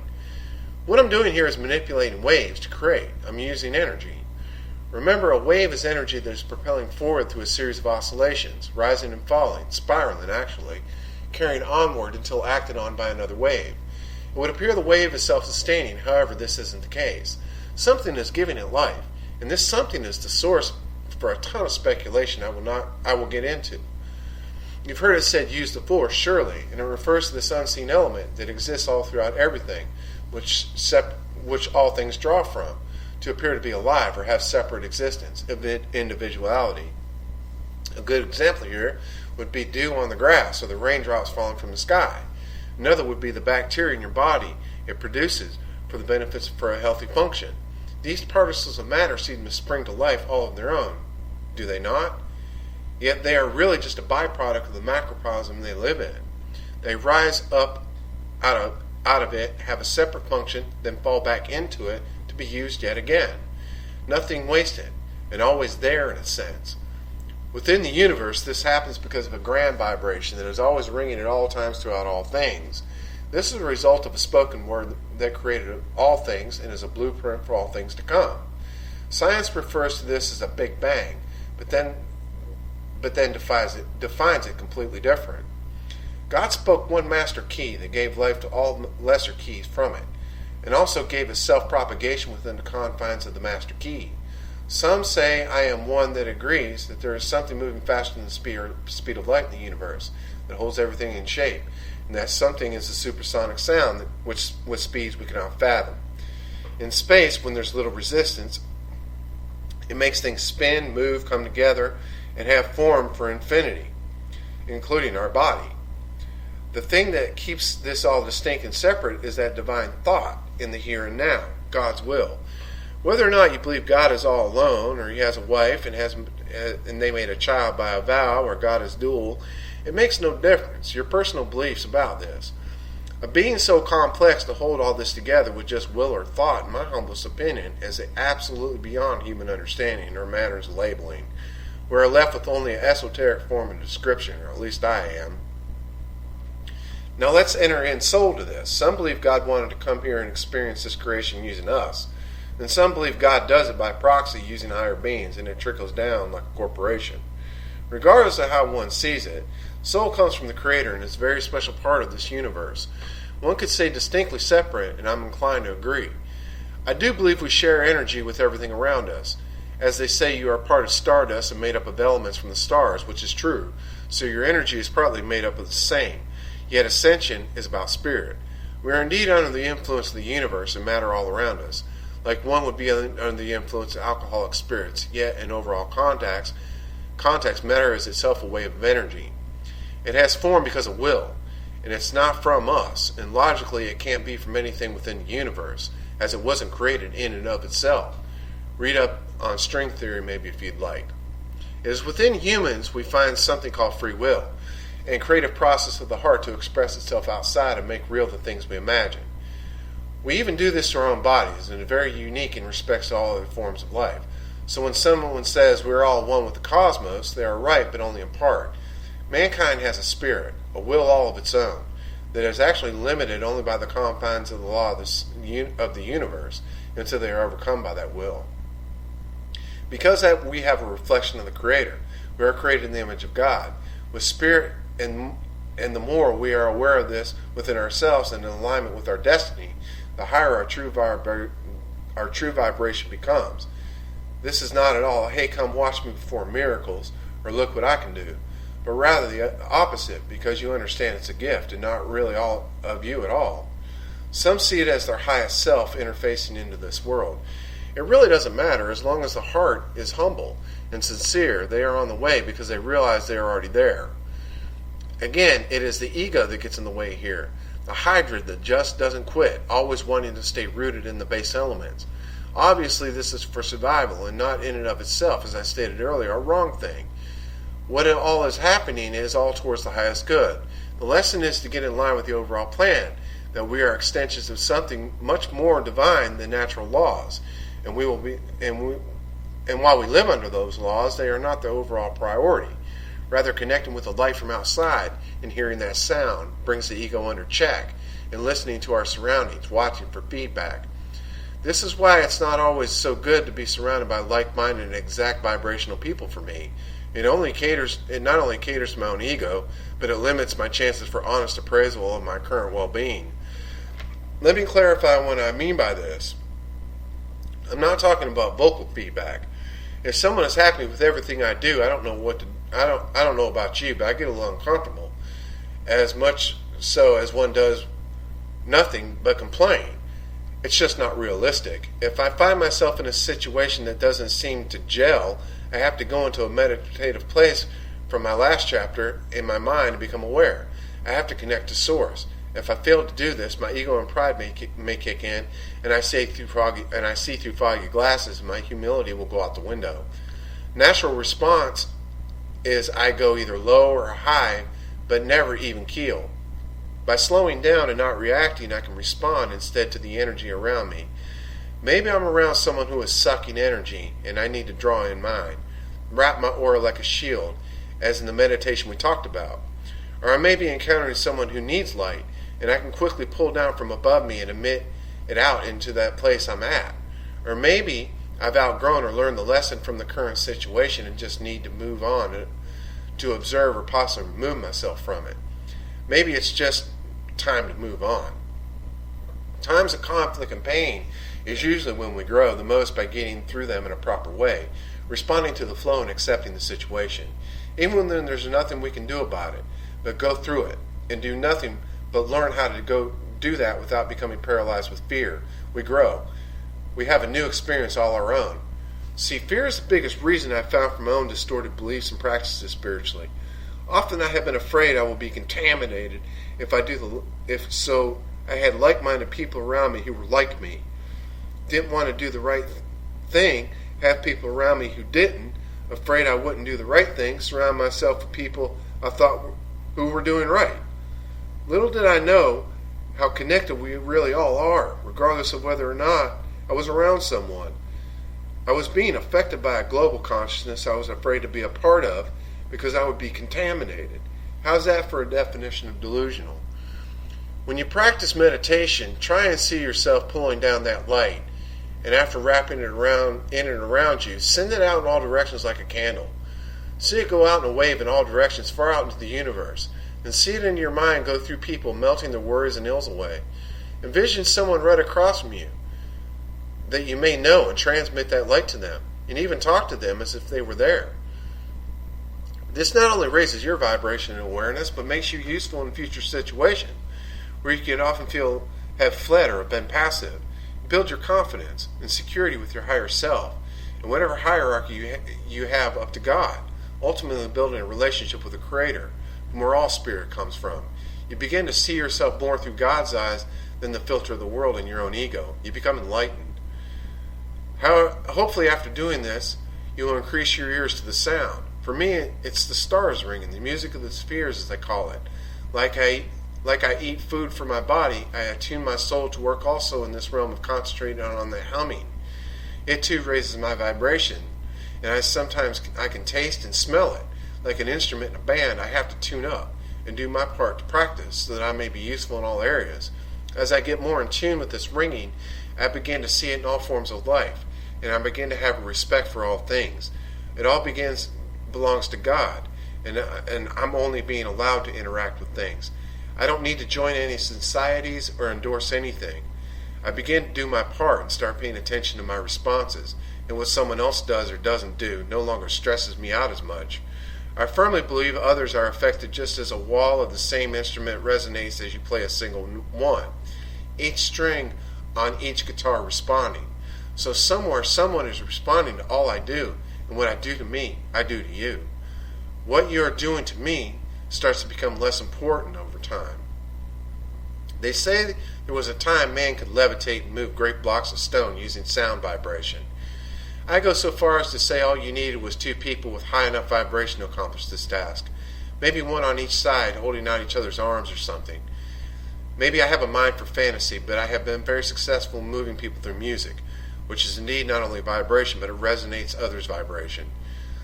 Such is with everything around you, the light, the mood, what you eat and watch as you entertain, the music you listen to. I don't get into blanket right or wrong for one type of anything. So if it lifts you up and is loving towards others, in other words, it's not hurting someone else's freedom to grow and have freedom, you're doing the right thing right now. Keep in mind not to get too comfortable though, and always be prepared to branch out and learn new things. Switch things up and experience a different approach. As long as you stay firmly grounded and learn yourself more doing the meditations in the last chapter, you will be fine. But if anything starts to get in the way of meditation and you keep putting it off, you may want to enjoy it at full force, because once you show the universe you mean to grow, it will hold you the course of destiny, eventually take away all that impedes your growth. So you see, the universe itself doesn't always come off as a feel-good type, a buddy. So it's mindful to consider life will probably be the same with humans. It's not so much you are attracting situations, but rather how well aware of your true self and experiences or lessons you have learned thus far, or your willingness to learn sometimes too. How many times have you encountered someone who cares absolutely nothing about spirituality and you find it really hard to relate to them? Or they say, do you have problems with, and you have no idea really what they're talking about. This is what I mentioned earlier about ascension, being in a lonely place after a while. You start to feel like you're an alien. Some small things that used to annoy you thankfully do not, but that starts to limit you being able to honestly relate to others. So you begin to talk about new things and try and interject into a conversation experiences of growing spiritually. Things begin to matter to you, mainly your time. Eventually you might begin to realize your aura is changing, or you may begin to start to see auras from others. I thought to do a whole chapter on auras, but to be honest, I'm not really that into them. Mainly because I don't find them to be as reliable as other methods to feel people out, and also because they can change quickly with a mood. The big one, though, is they are also somewhat relative to the observer, as any vibration really is along the lines of color and sound. I'll tell you what I've learned about seeing them, though, and how to, but please keep in mind there are times when someone may be projecting an aura at you and no one else. It's useful for immediate results, but learning to feel people's energies without taking them on is way more useful in the long run. At least I find it so in my case. There's a quick, fast way to see auras, like a cheat. This is looking at something, closing your eyes, then turn your head quickly away and open your eyes. The background you use and the lighting helps in this too. For a brief flash, you will see a color of what you've been looking at. This is a shortcut, but repeated too many times, people will say, "Are you okay?" So keep that in mind. You don't want to give the impression you're having a seizure or anything. The best way is to train your pineal gland using your third eye chakra. Your pineal gland is the very center of your brain, considered by many to be the holy of holies, and not something I'm going to get too much into in this book, at least not now. For this topic at hand, it's really important as it doesn't matter the process going on, but the technique works regardless of knowledge. Recall back when I talked about just being mindfulness, about that zoning out of whatever you were focused on. Take a spot on the wall, a glitch in the matrix, and sit and focus on that spot. And try not to blink. You may want to make your eyes out of focus a little, like maybe you used to as a child. I don't know, I used to do this a lot. Keep your eyes as still as possible on the spot you're looking at. And before long, all the things around you will start to get dark. Almost like a tunnel vision effect begins to happen. If you continue to stay focused, you will almost become one with the thought, and colors start to emerge from all around the peripherals of your vision. You may have been noticing this all your life when locked onto someone's gaze long enough who is sitting against, say, a white wall and there's plenty of light. I find fluorescence seems to have this effect a lot. There are long scientific explanations for this phenomena that get into retinas, optics, and long drawn-out discussions. Yet it's still there, and we'll begin to notice the colors of an individual. By just meditation alone, you get this sort of sixth sense, and don't really have to be quite so trained in doing this. Another method somewhat similar to this one is to find something in the background of the person you are talking to. Say the spot on the wall behind them, or a tree. It doesn't matter. Focus on that thing you see and begin to start to let your mind daydream. Remember not to be overly rude, of course, and give someone the impression you're bored because the aura read you will get shift. You can use this one on a group setting where an individual gaze wanders through a cycle of eyes. I can assure you that one of these techniques will work, and you can develop that ability, but you must keep it trained up. I personally like to look into trees and focus on something as thick as, say, a rock or clearing, and I begin to see a swirling sea of what appears to be gases. I watch until it goes from gray to many colors like a pearly glow. I find it easier to do this at dusk or dawn, but it can be done at any time of day, really. Just doing meditation alone is all that is truly needed to develop this ability, because as you go through your chakras and repetitions, you begin to able to gauge the frequencies of your own energy. In one form or another, you will get a physical feedback response, be it hands, feet, face, lips, heart. You'll become aware of this vibration within yourself and the changes as you focus on your chakras. You can then indeed match this energy of the surrounding events and become empathetic to them. Like when someone's really upset and rambling off events in a manic state, you may notice your head or forehead has sensations. If your behavior persists from them, you may start to get a headache, even or feel nauseous. So you can tell they're up in their head or giving off a much higher mental frequency than you currently are, and you're trying to adapt. Or say you hear a slow, sad piece of music played live, and you get a rolling in your gut. You feel an emotion coming from the person through the music they are producing, like the way a painting has an effect on you long after the artist has moved on or even died centuries before. The key or signature of the artist's vibration lives on in the work and is still resonating with you. Photographs are also a good alternative to start with on this, and you don't have to be conscious of observation or making someone feel uncomfortable by staring at them. You can even use your own face in the mirror, but please be aware this start to reveal a side of you that you could be alarmed at if you weren't ready. This practice makes you see past the smoke and mirror of your forms and into the very energy itself underneath. And I've talked to people who confuse what they see with present associations. I saw this evil demon, or I looked like a witch, things of that nature. Do not fear yourself most of all. Sometimes things are not always as they seem. Next chapter. Death, dark night of the soul. From my rotting body flowers shall grow, and I in them, and that is eternity. Edward Munch. The death of what's dead is the birth of what's living. Arlo Guthrie. The death and hell were cast into the lake of fire. Revelation 2014. I thank my God for graciously granting me the opportunity of learning that death is the key which unlocked the door of our true happiness. Wolfgang Mozart. It's what lies at the core of all our inner fears, dying or lack of it when we want to. It's been on the brink of the former or real only once, but the latter many times. I have to say wishing to be dead is one of the most horrible places a person can be, at least to me. I was a gifted programmer at one time on computers and maybe a smart mouth child also, but I was always then what type of person. Let's just get to the crux of the matter.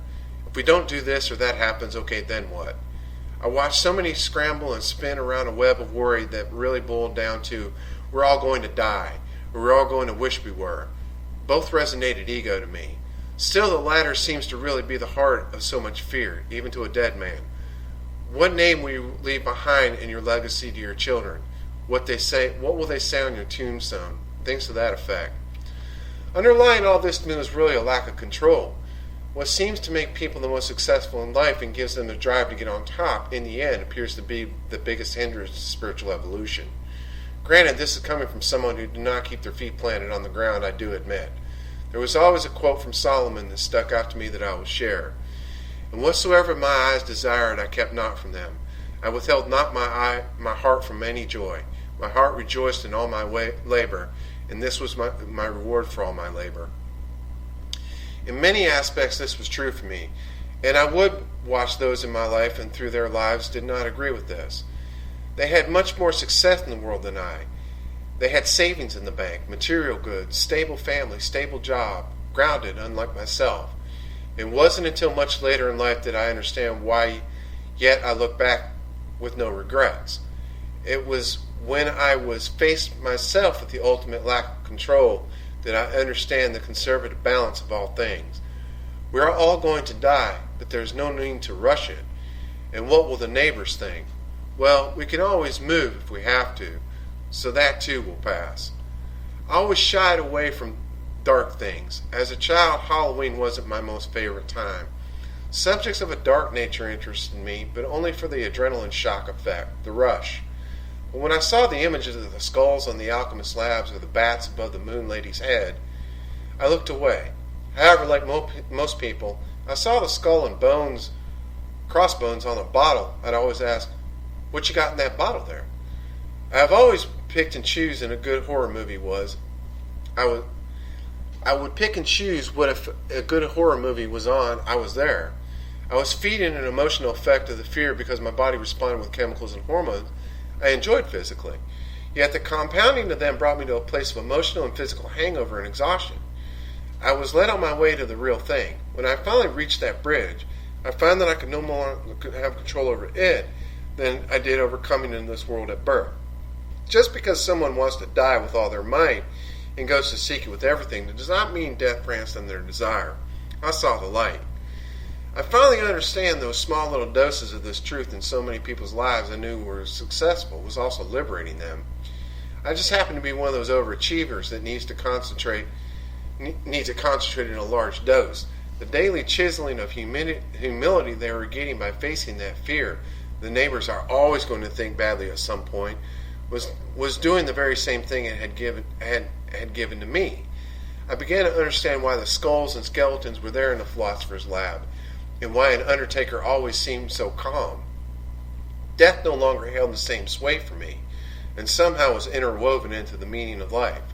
I saw the wisdom that had been before me my whole life. What exactly is the fear then?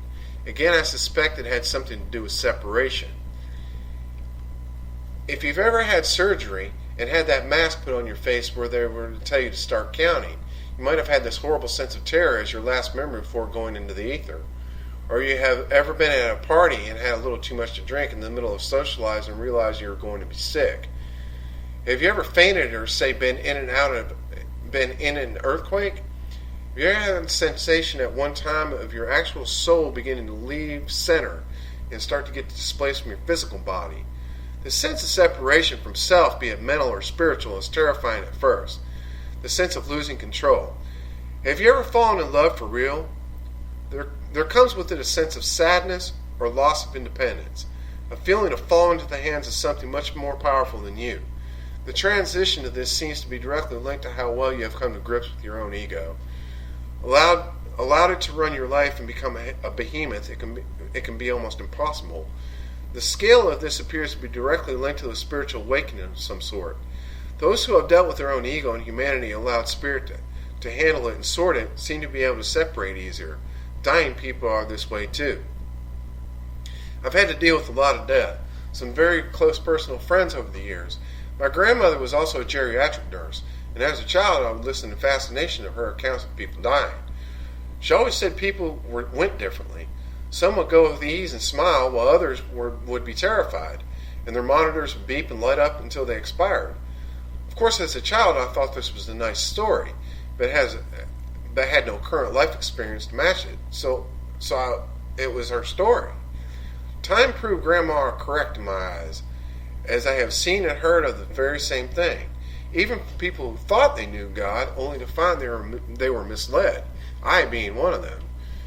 It would appear by sacrificing my humanity, dealing with ego, I unknowingly put myself in the hand of the Creator, and over time I actually became separated from my worldly self. Be it through meditation, honesty, service to others, laughter, I became vulnerable, and through the course of life I get hurt only to learn life goes on and I become less of a slave to fear. In turn, I live a life that's much more satisfying and not one of regret, so death does not look so haunting of a prospect. For me, there's many angles I've looked at life and the afterlife, and one I think is common but no one wants to speak about. What if I'm wrong? What if I die and there's nothing at all but silence? I often think this notion led me to a reckless attitude as a youth. Live all I can because I'm going to die. What is underneath this notion is yet again fear of death, but from a different perspective. Gluttony, really. No matter what way I cut it, the ego is there staring at me in the face as the culprit. By dealing with the ego and being vulnerable in life, over time, it doesn't seem to matter anymore. Probably because the now has become visible, which is before death, after death, and life itself. The Holy Grail no longer is a cup from which I won't get physically sick and die and get to live and not face death, but rather something I can understand. I, for one, would not want to live forever watching all my loved ones die and master every path in life and be just drifting along on an eventual endless existence in this world. Although there are days I feel this way and I talk to others that do, it's much more rewarding for me to live my days in some type of service to others. Form that I begin to gain a healthy perspective of not wanting to die today, but I no longer fear it. Again, it would seem that soul and spirit are two distinct things. Soul lingers in the mind while spirit lives in the heart. I must get these two in proper balance or I cannot function nor face death properly. I can become so spiritual I walk off a cliff with a smile to go meet God, or I get so deep into soul I forget I'm not in charge here. Chakra meditation personally is a huge part of doing this for me, because ego will never be fully in check like something eternal. We all have varying degrees of this, and it's not by choice initially, as anyone can see if they work with children. Not all children say mine. There's no real concrete panacea as to why. Society has spent and researched a fortune to come up with a foolproof theory on how to raise your children to be perfect. And to this day, there's no real formula a man can come up with. In the end, just throw up your hands and say, well, it must be the luck of the draw. Occam's razor, which points to the simplest and most complicated and less complicated choice, says there's a spiritual factor at work here, because there's just as many hopeless children who've grown up to be fine adults in all matters of settings, environments, disciplines, and backgrounds. The common factor appears to be consciousness or awareness of a higher form of it that has nothing whatsoever to do with natural abilities. So death and the ego are all about me, leads to an awareness of, okay, what's the worst that's going to happen? I'll die, then what? And an answer appears from within through true seeking to understand who we are. It doesn't really matter in the now. It isn't even really happening, but sitting around worrying about it has been happening in my life and the lives of so many others. By embracing death, I found life. By coming to grips with my humanity, I found spirit. By realizing as long as I live, I will fail, I found freedom to succeed. I found happiness that wasn't a source of myself. I am free. Chapter on life after death. Just when the caterpillar thought the world was over, it became a butterfly, unknown. Nail in my hand from my Creator, you gave me life. Now show me how to live. Audio slave. The sun loved the moon so much that he died every night to let her breathe. Unknown. That which is born of flesh is flesh, and that which is born of spirit is spirit. John 3:6. So you get through your dark night of the soul and merge with new eyes and ears to a world so new and wonderful to you. I wanted to put a nice quote from Wizard of Oz, where Dorothy opens the door to Oz from her little house, but the book is really uneventful at that moment. This chapter heads into some touchy subjects that I want to be careful of. To give a spiritual awakening, many believe you have to follow religion. I want to go ahead and address that head on and up front, and I will put most of the fundamental approach here. Anyone in modern Western society has heard or been to church. Receive Jesus or you cannot receive the Holy Spirit. I tread lightly on the whole subject because not only is it private and sacred to me, I'm not about to speak for God or the Creator or what the Spirit can or cannot do. I was raised that it is blasphemous or grew older to learn. It's just flat out disrespectful. Even taking Scripture, I can see so many instances where people were Spirit-filled of all sorts in walks of life for whatever purposes, mainly for the highest good. My own experiences showed me the Spirit works on whomever, whenever, and is absolutely none of my business. So I will not take that fundamental approach here with the reader. The spiritual awakening from death I'm expanding on in this chapter is one of the soul that affects the entire life of the person. Things look different. Feelings about life are different. You notice the gleam in others' eyes. You see the light. Fear becomes less and less of a motivator, and avoidance of loss is no longer the propulsion through life, but rather what can be experienced on the newness of everything. Wanting new experiences, enlarging your joy, and sense of love begins to outweigh your anxieties. Contributing to others' growth and asking the Creator to use you as a channel of peace and light to others begins to take thought. What can I contribute to life? You may begin to feel that you are a part of something big, a type of universal movement you are under the control of. Your friends and families may think you have lost your mind. Your life may even begin to seem to come apart, but no worries. This is a process of removing the old.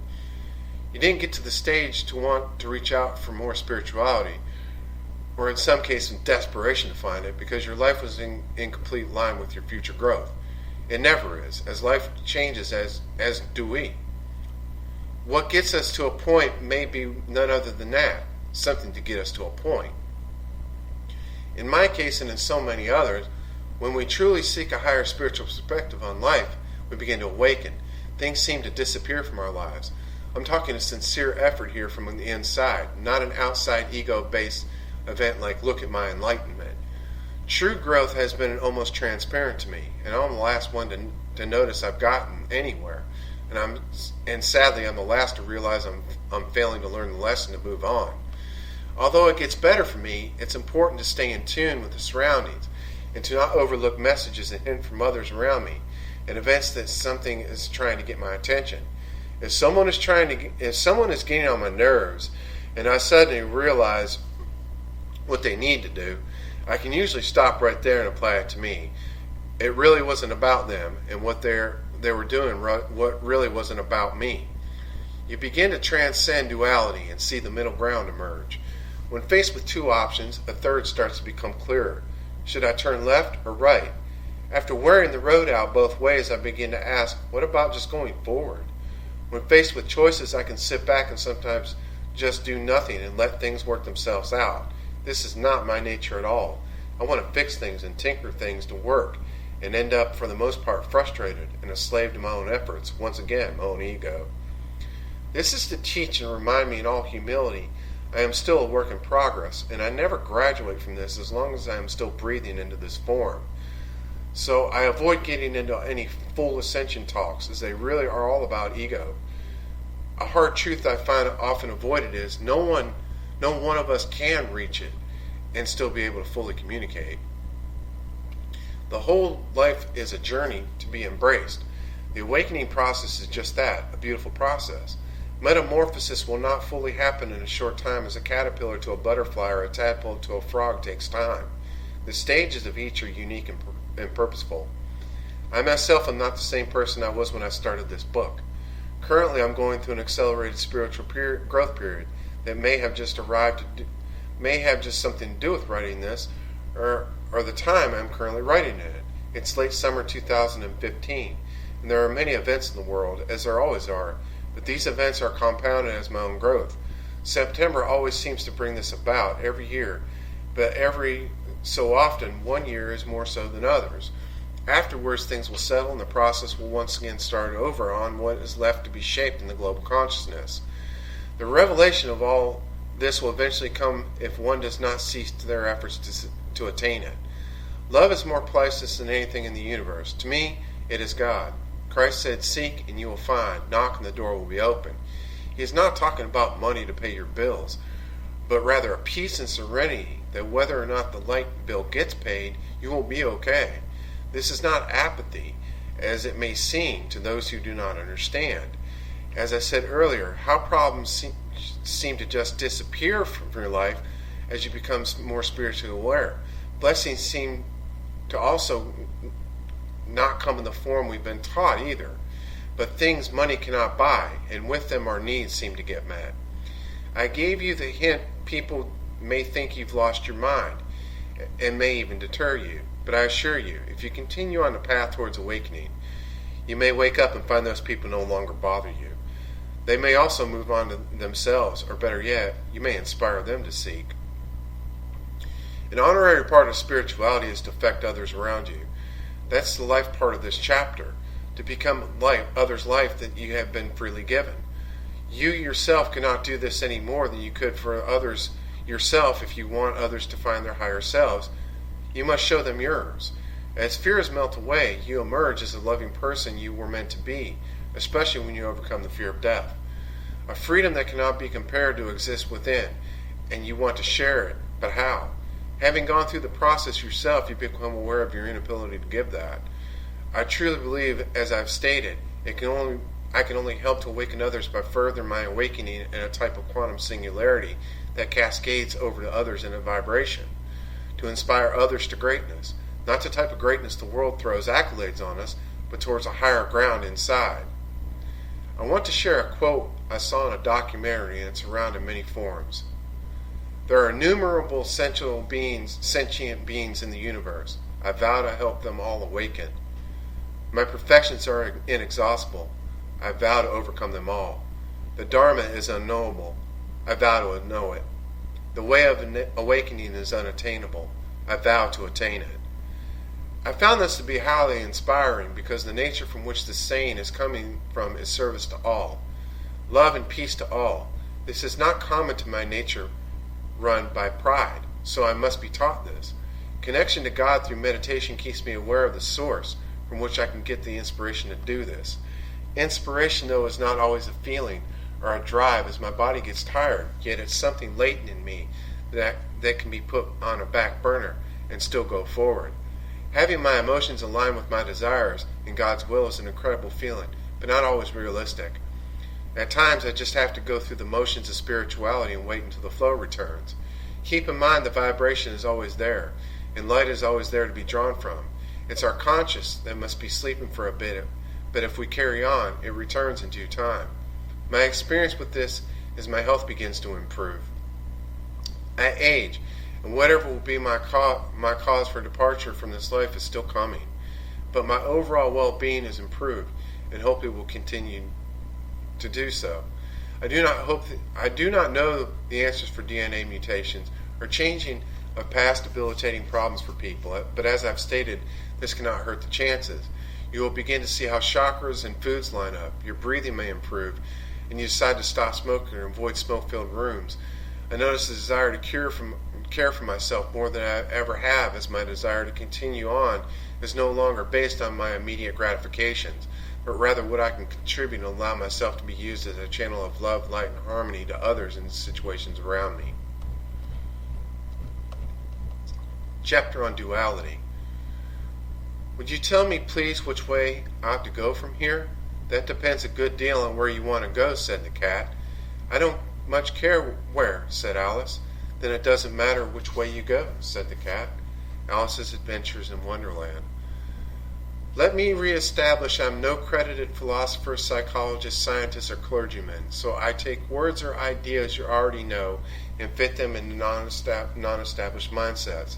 Please at least understand illustrations. The whole point of this is to take ideas and evolve them. The duality I refer to in this book is a concept of division. If taking a right turn is good for me, then by implication taking a left is bad. This is black and white thinking, and it's the basis for all learning as a child. Red means stop, green means go. So as a child, maybe you were like me, wondering a lot about the yellow. You may have asked an adult driving and gotten the answer, well, that all depends. No matter how one looks at life in the natural order of things, there's a division of the whole, two sides to every coin. Everything has two faces from the moon to the brain. Things are halved on a flat surface, split into twos. Even a round object like the Earth is split from northern and southern hemispheres.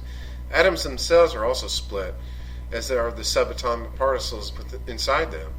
From jets of a quasar to the positive and negative charges within the thunderstorm, this duality exists. Yet it also exists in our minds and within the choices we make on a continual basis. This is the natural process of life and the stuff our forms are made from. At a very early point, even before leaving the womb, we've decided which thumb we will suck, left or right, and establish patterns of sleep, whether we are night owls or day people. We formulate decisions based upon this thought process and put forth causation based upon either this way or that way. We find what works for us, and we tend to stick with what we already know the effect of our past actions. We can begin to predict the future based upon it if we make a certain choice. This is completely normal for the learning process. The problem comes when it's time to grow or we get another choice. The tendency to react to choices leads to a habit, and that becomes what is considered polarized in our views or choices. We begin to get favorites, and we tend to stick with it, which leads to exclusion of that which we did not choose. This one way of thinking can lead to problems in our lives, especially when our choice is no longer there. We have become dependent and based our security on that outside choice when it is no longer available. Oftentimes we give up or react with a host of emotions that are anything but accepting of the fact. We throw a tantrum until our choice is put back before us. Case in point, you would go into an ice cream shop daily and order only a certain flavor that sells dozens of others. One day they no longer have the flavor you're looking for, and you become offended as your mind is faced with having to make another choice. This distress hits the ego, and a myriad of responses can ensue, from storming out to becoming irate at "Didn't they know who I am?" Those who have gone before you have left marks on society, and oftentimes are trained to think, if they don't have chocolate, I'll ask for vanilla in order to avoid the embarrassment of being wrong in our choice.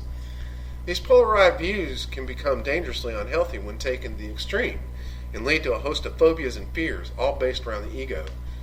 Luckily, most businesses and manufacturers continue to limit and update and introduce new products in order to keep the society as a whole from becoming too stagnant with one-way choices. By nature, we usually have two ideas. So society usually reflects the individual, as we have the red soda can and the blue soda can as the mainstays. What all this leads to is basically a monopoly of the two choices. While it appears you have a variety, it's also an illusion. In matters such as trivial things like soda, it's not that big of a deal. But in spiritual matters involving consciousness, duality can create havoc. We can become extremely unbalanced and set ourselves up for outside dependency as a source for our peace of mind, the availability of our preferences. This rigid thinking stunts our growth and contradicts the whole purpose of this book, or any full spiritual life. Morals aside, we should embrace new opportunities as chances to become more rounded and increase our potential, our experiences. We do not have to be ruled by our choices, but rather have power over them. As in the yellow light, we decide based on when it turned yellow what was our speed and distance from the white line, stop line, in order to make the decision to put on the brakes or hit the gas or coast through in time. The light changing red does not mean the light changing yellow does not mean hit the brakes and stop, which is reaction. Rather, we can respond, a completely different approach and vibration. Reaction is more a desperate act, and response is more peaceful and evolved. The overall problem of duality is the potential for brainwashing. As in a game of tic-tac-toe, any skilled adult knows who goes first in the center is going to win based on turn-based play. It is a game of attrition. As each turn goes by, you can predict it. Ego absolutely loves this, and cognitive dissonance will set in to keep this in place. How many times have you seen someone lose something fair and square only to call the other person a cheater and mean it? An individual becomes so entrenched in duality they lapse into denial in order to maintain it. Rather than taking the lesson as one of balance, the ego pushes its will sometimes even harder until delusion sets in. The individual really does not know real right from wrong. People can waste many years, even their whole lives, doing this when the right thing all along was just to say, I was wrong. Reverse psychology is another pitfall duality can bring about. And you can become herded into a decision, which is based on a threefold process, taking duality for granted. Have the answer or way you want someone to go, yet present them with two opposing choices, and eventually they will choose the third option you have for them. In a sense, this is a higher spiritual practice because it takes humility to try something new.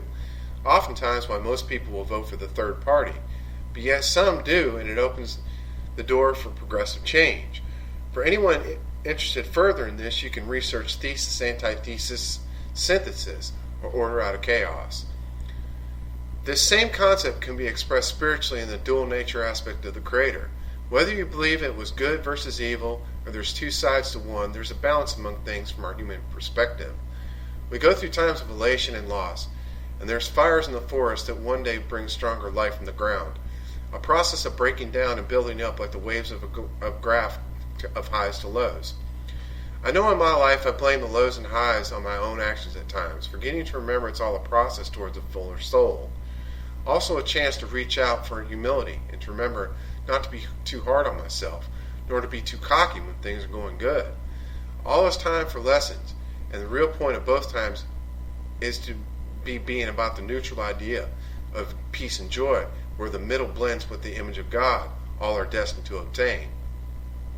If you look at the images of nebula in space, you will see hourglass shapes, dumbbell figures, figure eights, two distinct halves like a leaf on a tree. These two halves are separated yet make up a whole. This concept is key to understand the true reality. In our thoughts and lives, we also like this and have a tendency to bounce from one pole to the other, a bipolar process that leads usually to confusion and exhaustion. The lesson here to be learned, in my experience at least, is to realize both are true and the whole is working towards my good. The good versus evil system I see in the world is only my perspective in time. I cannot see the end results, nor do I know all the facts from yesterday, only what has been revealed to me. A plate of food in front of me with my favorite and least favorite is still dinner altogether. This way I can start to make more sense of what I think is evil. I've often thought when I see a tornado and an earthquake that maybe that's the Earth's way of worshiping the Creator. Energy does what it does and what it's made to do. And this idea has some benevolent thing in the sky hurling lightning bolt at man for his wrongdoings is merely a myth. It's just what it is. And as the lightning bug lights up the night, the lightning bolt responds to a positive-negative charge between sky and ground with an exchange of energy. How that affects me is relative to how I view it and where I'm at. If lightning did not exist, the energy of the earth would build up and we ourselves would be electrocuted from the ground and all around us. So this release is needed, a necessary evil, if you will. I try and see my life as an unfolding book, with many possible past chapters and futures ones. It's my perspective of events today that help to shape them. Ultimately, God is in full control over me. There's only the illusion of choice that is there to help me learn and grow towards the absolute. This goes beyond just positive thinking or trying to see the silver lining in every cloud. It is happening regardless of what I think or believe. By putting ego to rest and realizing I have no control over the situations that are coming to me, I let love flow and just be the observer as much as possible. Once I reach out and grab onto the current, it begins to take hold of me and eventually over, and I'm no longer able to allow things to happen.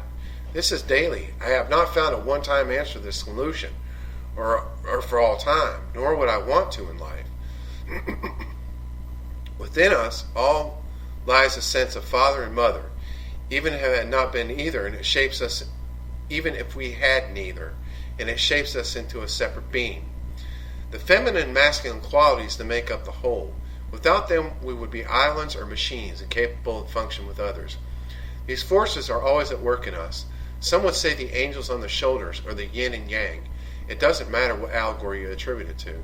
The fight or flight principle that is raging battle inside for some. Who am I to say what someone else's struggles are leading them to? I do believe all are headed to glory, and whether or not that is true, my belief of that sure has given me glimpses of this love. Laugh, love, cry, get angry, experience everything that is all part of who you are. One last point I want to make about duality here before I move on is, by going left, you always make real the right turn. What appears as a choice implies the other holds just as much power. I don't want to be confusing on this, but in all real sense, by going with what feels good also gives power to the opposite and attributes it as feeling bad in the barest sense of duality. The understanding of what I'm saying is the start of a new thought process about things, using duality to learn duality, because you're indeed stuck with it. Next chapter, Divine Feminine. For wisdom is more precious than rubies, and nothing you desire can be compared to her. Proverbs 8:11. You will always be baby to me. Pink Floyd. Necessity is the mother of invention. Proverb. Mom. No one cares for us like real mother does.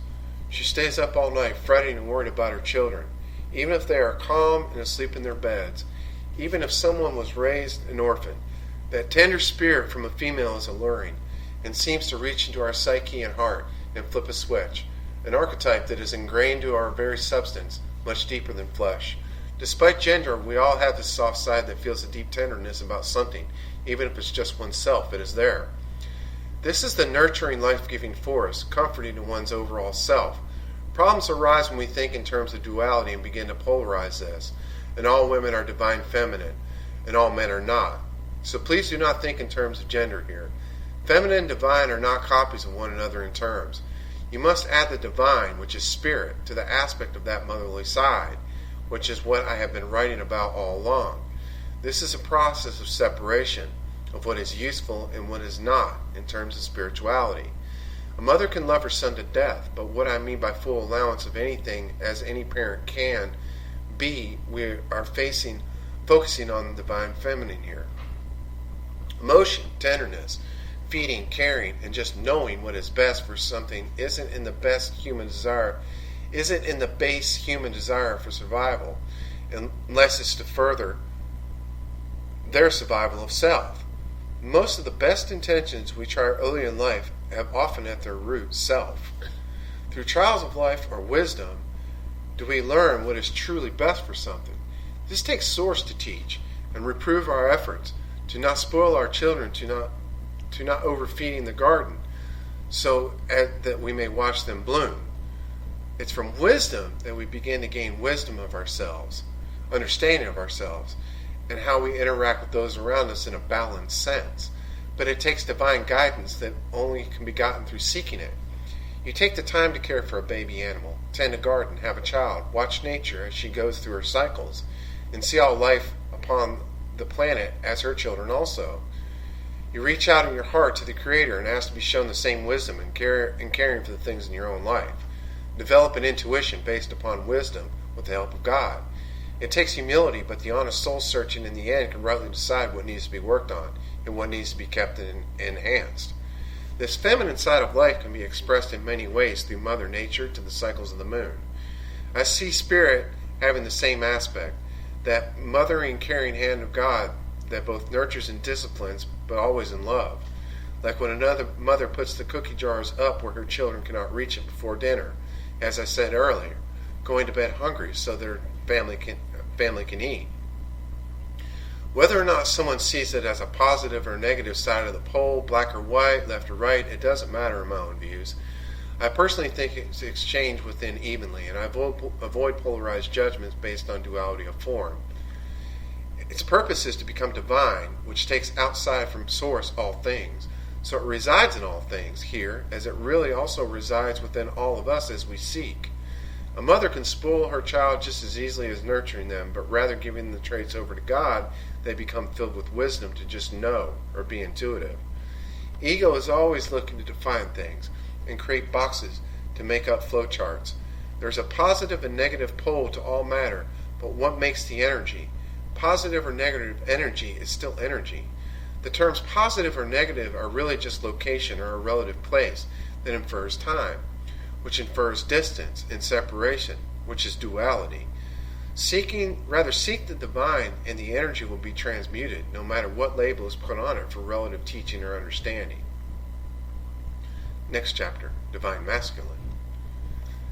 The Divine Masculine is attributed with the sun, and with gold these days, the qualities of which are sturdy strength and leadership into any situation. As with the feminine, sexual gender is not the focus, but rather the qualities of the spirit that surround it. Societies do not seem to have any problem shaping this one, although getting it in line with the divine is a whole other matter. This one has more to do with knowledge, and the mind of much without the feminine leads to an autonomic being that is more machine than human. As with feminine, I'll avoid left or right brain black and white thinking, as the purpose here is to also shape the traits in divinity through spirit, which transcends gender or stereotypes. There's a difference between mowing back a few trees in order to give a whole lot sunshine, and just busting each and every one down because it's the manly thing to do. Dignity and respect are reflections inward and outward in a being. Masculinity will cut back a tree, pruning it, knowing it will one day grow back healthy and fruitful. In my short lifetime, I've seen it become tougher to really carry out divine masculinity and to be the life of the party. It's almost become a storybook prince archetype where it sounds appealing to rescue the damsel and be a man, yet in real life I've witnessed a lot of contradictory reception to this. I think that's also by the divine, or design, as the divine feminine has been squashed and twisted for so long that it's still not all the way okay for a man to cry or sacrifice himself for his family. It's almost an anomaly within the media, making a huge presentation of this situation, yet they really are very common. Life teaches early to be strong, provided seek justice, and pave your own way. Yet it takes the balance of the feminine to know when to say when in this, or we would eat each other alive in our quest for domination. Since starting this book, I got into a relationship and fell deeply in love, and then it ended abruptly. So my take on things right now concerning this topic are a little bruised, I admit. In it, I came to the realization that my twin flame is probably not even on this earth, and with it, I find a sense of great sadness, but yet peace. Part of my very own masculinity is subliminal in its efforts to attract a mate, the mate. But this realization of my twin not even being incarnated caused me to pause and reflect upon my actions and motives. This is also part of God transmuting the masculine side of me into the divine. With my motives to attract a mate, this gives a condition no matter how hard I try and ask God to give me purity of heart. I was working with the thread of selfishness attached that kept me from grasping the full divinity the Creator had in store for me. Instead of getting angry, I had to pray for her blessings and happiness. Honestly, for the first time in my life, I actually mean it. I let slip a couple of choice words from my mouth alone when I think of the whole thing, but quickly know that's not true. I also know this isn't me either. Divine masculine is not someone who tries to rearrange everything to fit their purpose, nor is it someone who allows everyone to walk on them either. It is a balance of knowing when to say something and when to be quiet, when to console and when to rebuke with love. All things in love, a protecting type of love that knows justice without basing it solely on emotions. The mind is needed for this one. It has to be clear and balanced, seeing both sides of the situation. This is often tough to do and takes a form of detachment for the greater good. Anger or sadness sometimes arises, but they will pass, and then overall decision will be permanently etched until the time comes to undo or augment it. You could almost say it's as if the ship was steered into the direction and its course has been set. The ongoing to the ship will commence, but its overall course is set for now until it becomes time to reset it. This brings up images of the workhorse, the fire, the waterfall on the mill, wheel turning the stone and grinding the wheat, breaking down the qualities of the boy into the man, and under the hand of the divine to do what is right. Afterwards you can sit back and just enjoy and watch the work unfold before you as watching a boat sail off under the sun and sky, knowing you are privileged to have a part in its course, much like the grandfather watching his grandchildren play in the yard he worked to be. I'm going to end this chapter here as I am in the process of learning deeper truths in this area, so admittedly need to reflect. As I stated in the start, I too am learning and trying to understand, and am no master of anything. I also am at a stage that leads me to the next topic that will reveal more of this to me as I go, and I will share along in the following chapters. The next topic is a constant progression of which will never be finished, so I want to get into it, and that is the heart of what I'm getting towards, the topic of soul alchemy. And thank you for hearing and listening.